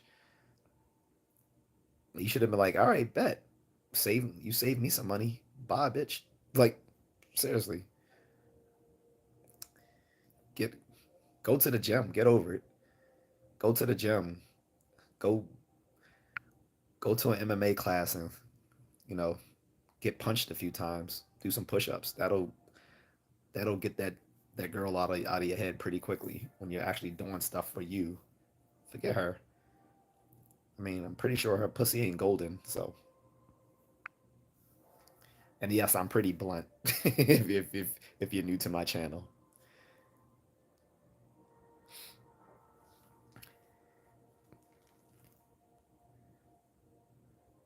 BSK says, yeah, Jay, just be just maintenance mode for a while. Miss Needle said, Joshua, so would you rather trade the money for a relationship? Joshua said, I'd give up the $6 million to have her. Yes, is that bad? Yes, that's bad. All people in my chat room, please help this man. This guy would give up something that most of the world will never achieve for a girl that's probably, let me be nice, for someone that is easily replaceable.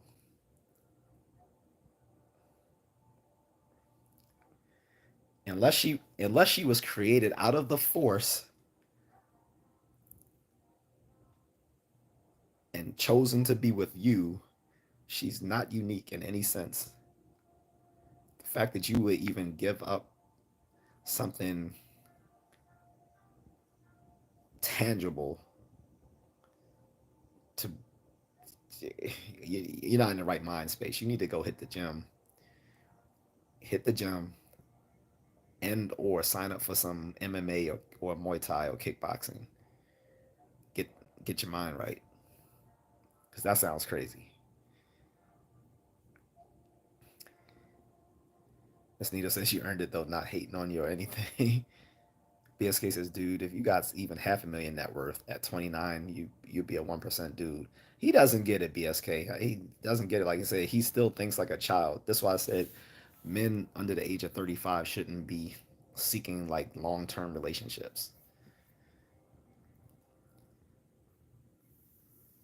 Miss Needle said sound a bit like there was something wrong for a while that she left. Now everybody just leaves her for such a reason.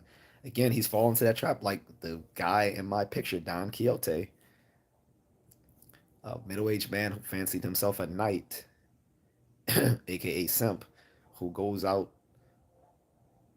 on these swashbuckling adventures, which weren't really swashbuckling adventures, but in his head they are, thinking he's saving princesses from dragons, and it's really just a windmill and a woman who works at as a as a field hand or whatever. So, but okay.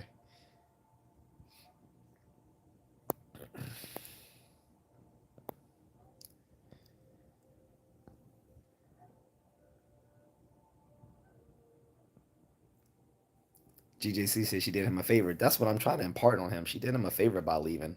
I'm like, all right, bet. And you need to, if anything, go smash her sister or cousin. And yeah, I know I'm being crude. I don't care. Go smash her cousin. Go smash her better looking sister. Probably sure she has one or the other. They'll appreciate the fact that you are $1 million man. Too bad you didn't grow up on WWF Ted DiBiase, the $1 million man. You need to think like that. You need to be more cocky. The fact that you don't realize your own worth, not good. That's assuming what you're telling us is true though, because I'm in these social media spaces, people can make up things. So assuming that everything you said was even real, then you need to go ahead and handle that. Go to the gym. Go to the gym and give praise to the Iron Lords and lift some weights, or go to the MMA gym, do some kickboxing, do some Brazilian jiu-jitsu, get that out your system, and if all fails, smash her best friend or her sister and eat some fruit snacks while you do it. Nah, that's what I would do. But you get the hint. BSK says we got dirt in several states. Most of us ain't got Josh though. Miss Nita says, Joshua, give yourself some time. See, she's nice. She's being nice. She's gonna tell. She sounds like some. That's she sounds like Mrs. Contrarian. Honestly, the way she's talking. I'm I'm a dude's dude. I'm just gonna tell you straight up. She's your first girl. I get it. Still, you're 20. You're only 29, dude. You're gonna be thinking completely different after the age of 35. You're gonna be like, hopefully at least by the time you hit like 35 or so, you're gonna realize you were tripping. You may not remember this being on this live stream and what my advice was to you, but you will be like, hey, I was tripping on that girl. You will realize that even if you don't remember this conversation or this live stream or anything like that, you're gonna realize once you're older, 35 plus, that you were tripping. Trust me. And again, if you want to show some appreciation to your boy, you can drop a super thanks. And I don't mean millions or anything like that. I'm not coming after your dough, but since I did allow you to change the topic from what we were talking about. If you appreciate the advice, maybe drop a super thanks. That's all I ask. Or at the very least, hit the like and subscribe for me. GJC says, hey, that's not true. I was on my third kid by 35, married at 26, and bought a house together, still together and happy. Oh, so I'm not disagreeing with that, GJC. When I talk about things, I'm talking from stuff from a general probabilistic sense. I can't. I will never give a universal claim that says this applies to each and every person. I can only give facts, data, and statistics based on like probabilistic trends. What I'm saying is, by and large, men over the age of 30, 35, and on think differently than people under the age of 30. That's what I'm saying. And you realize how immature you thought at that point in your life. Now, yeah, some people were married. I've had friends that were married in their 20s, some even at 18. Um, and they may have gone on to have successful relationships long term. Usually, if that's the case, that's because they and their partner tend to share traditional values. That's usually the case. But gen- but generally speaking, in the sense of a probabilistic trend, men who tend to be older in age gap relationships tend to be the happiest and have the healthiest long term relationships. But again, that's a general trend. That's not a universal claim. So there there will be experiences that prove the rule. I mean, there will be exceptions that prove the rule. Sorry, but yeah, that's great, man. That's great. I I was a lovelorn person in my 20s and was always seeking relationships. Me and my Indian best friend at the time, we used to always go to clubs, drinking, talking about, man, we need a girl in our lives. We want to get married.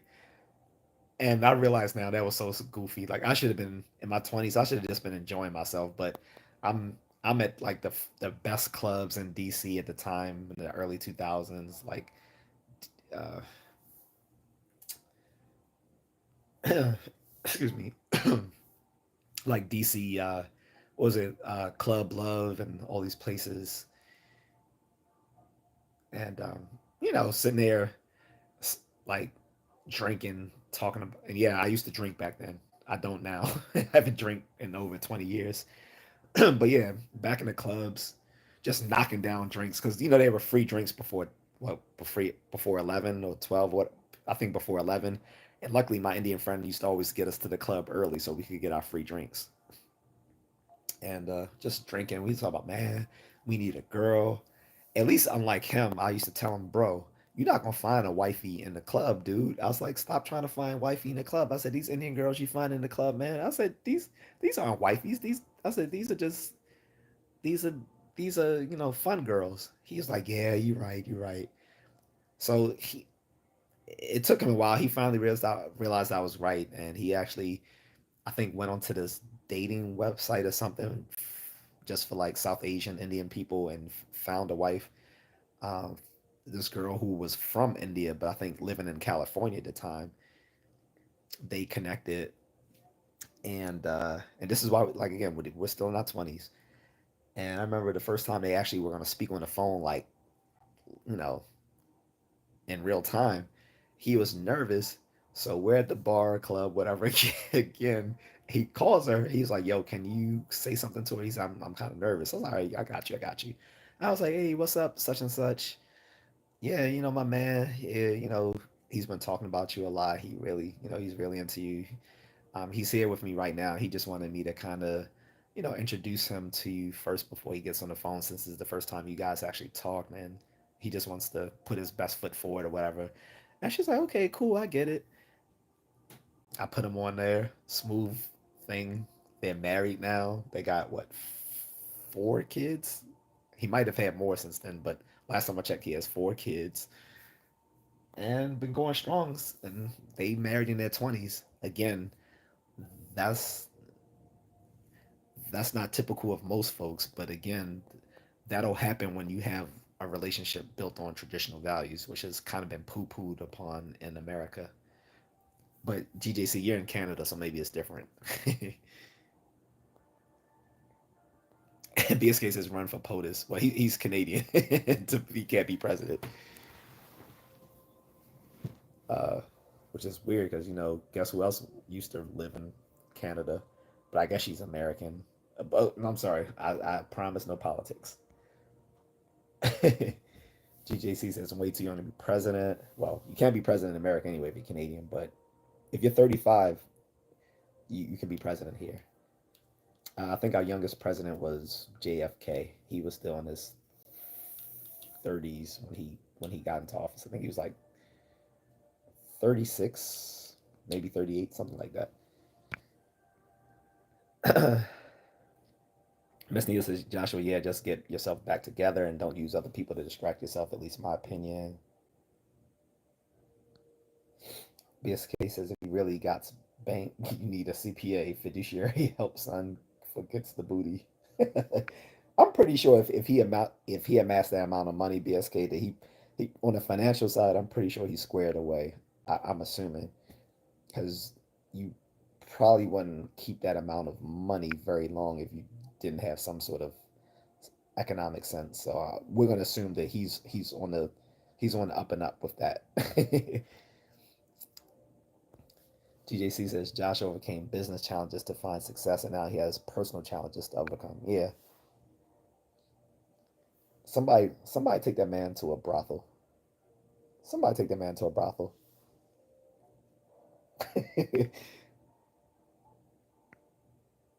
BSK says GJC 35, son. Yep. I already, yeah, so like I said, 35 to be president. GJC, why do you sound like an AI bot? GJC is a real person, Joshua.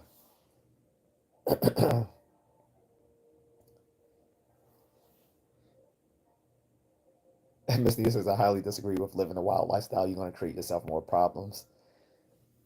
I'm pretty sure Mrs. Contrarian would agree with you too, Miss Nita. You sound like sometimes stuff you say, you sound like you're voicing her thoughts. But no, I wasn't telling him to be irresponsible with it. Like I was saying, go out and have your fun, sow your oats. But I was saying, make sure you protect yourself. Make sure you have make sure he's using protection, using condoms and all that good stuff. However, I was saying he should go out and sow his oats because don't the best way to realize that that girl he was dealing with wasn't as special was to have more experiences with other girls. Like if his only experiences with one woman in his 20s, that's not good. There's stats showing that most women today have more sexual partners than men. He would be a prime example of that. While he was busy in a stable monogamous relationship with her, building his building his career, you know, uh, a lot of these women having multiple partners. I mean, the so-called modern woman has had more partners than a special operator in a black op unit. So, um, no judgment other than they're not going to successfully pair bond with men later on. But in any case, that's far away from the original point. The point is he should go off, just have some fun, but be protected, of course. Um, it should be consensual, should be protected, right? Other and he should like do stuff that boosts testosterone. He'll get over her more quickly than he thinks. And that's building testosterone through hitting the gym, taking taking up some combat sports, stuff like that. Jeff says big love from Ireland. Top of the morning to you, Jeff. Or no, it's actually I think it's like late afternoon for you out there, right? Ireland. Actually, I'm not sure what the time difference is. I'm not going to even assume what time it is without looking it up. Uh, Miss Nita says, I don't only mean potential kids. There's much more that impacts your soul when you go down that line. Well, again, Miss Nita, I was telling him use protection. I'm not telling him to be out there just raw dogging. I didn't mean it that way. I, I hope I didn't give that impression. I'm telling him to go out and just raw dog random chicks. No, no, I'm telling him, yeah, ha, go have more sexual experiences with other women. But I'm saying do it while protecting yourself. Jeff says Derry, Northern Ireland. Okay, it's 1:36 here in 1:36 here in Ireland. AM or you're talking about AM, right? Yeah. So I know for Miss Needle, she's in Germany, so I know it's late in the morning. Well, either late at night or early in the morning, whichever you want to count it over there. But I appreciate you stopping by. Like I like, when I have people from overseas come in and check in on the stream. And guys, like I said, I will take topic suggestions. So GJC said he wants me to do a topic on deadbeat dads, so I'm gonna do that sometime this week. Might be tomorrow, may not be tomorrow, depends, but it will be done this week. Um, but I'm gonna go because we kind of got way off topic, which was the subject about there being any purpose to life in the quixotic world. Inflation. You talking about cost, like cost inflation or whatever? Like, if we're gonna talk like about stuff like that, I might have to do a little bit of homework first. Plus, again, I don't want to, as long as it's just about the economics and not about the politics surrounding it, because I try to avoid any sort of political stuff this week. But it's almost inevitable if we start talking about economic inflation and stuff like that, that it's going to delve into like politics. But there's a way that we can approach it without getting into politics if we just talk about people's experiences with inflation and the actual facts about it. We can do that. I don't mind doing that. Sports is completely out of my ken though. I mean, we can talk sports, but it will have to be you guys driving the conversation because when it comes to sports, I'm just out of my element. I'm a bit of a nerd, so whereas I do like sports as far as like running and martial arts, particularly like like kickboxing, Muay Thai. Outside of that, really not too knowledgeable. Like someone was just asking me, did I watch the open ceremony to the Olympics? I said nope. Didn't seem a bit interesting, especially with all the stuff surrounding it, all the identity politics going on with the opening ceremony of whom they are choosing and all this other sort of stuff. Trade work plumbing, handling it. But we can do a talk about that. We can definitely do a conversation about that. Divorce from talking about the current political environment, if possible.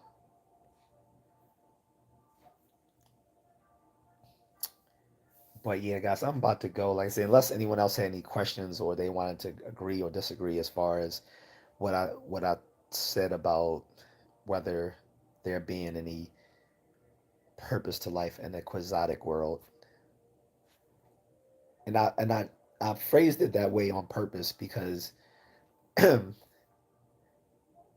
if we were to take it in a different context, like is there a purpose to life within a world that we consider the best of all possible worlds, or in a world which we saw was just a mirror image of a higher reality, then it might be a different answer. So that's why I phrased it in the way I did. Thanks, Adam. I'm gonna give it a few minutes though, just to see if there's any incoming comments or about that. And guys, like I said, if you can, please leave a like and a subscribe. You can even share the video with other folks. You can hit the notification bell to be alerted when I'm dropping more content. And if you feel so inclined, you can leave a super thanks or super chat before I leave. That should be, I believe, in the bottom right of your of the screen. I think it's in the bottom right part. But um, I do appreciate it. I also do have memberships available for the channel as I kind of craft more things than people might want to take advantage of the memberships that gives you more perks. Like, stuff like seeing like more of the un my unfiltered thoughts on things. Because trust me, the stuff I say on here is very filtered compared to what I could say.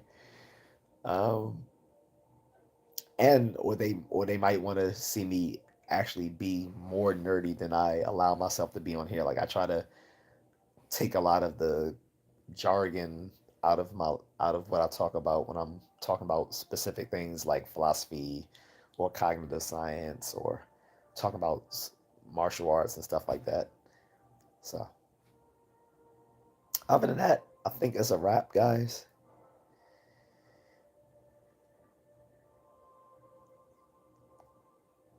Like I said, any lingering questions, comments, concerns, queries, say it now or forever hold your peace. And again, I'm gonna give a big thank you to Miss Needle. She provided me this topic suggestion. Is is she gave me three suggestions, and I've done all three of them. So,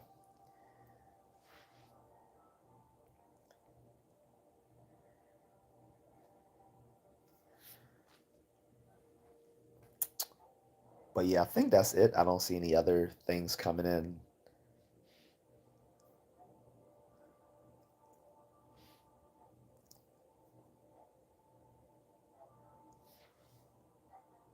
Uh,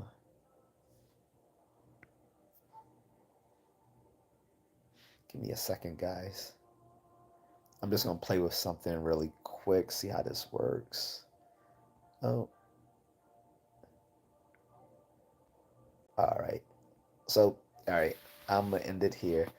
But if you guys do think of something after after this has ended, you can leave it in the comment section. I do always check that out to see if there's any comments, and I'll answer them as well, as long as it's something appropriate. So, all right, take care, guys. Thank you again.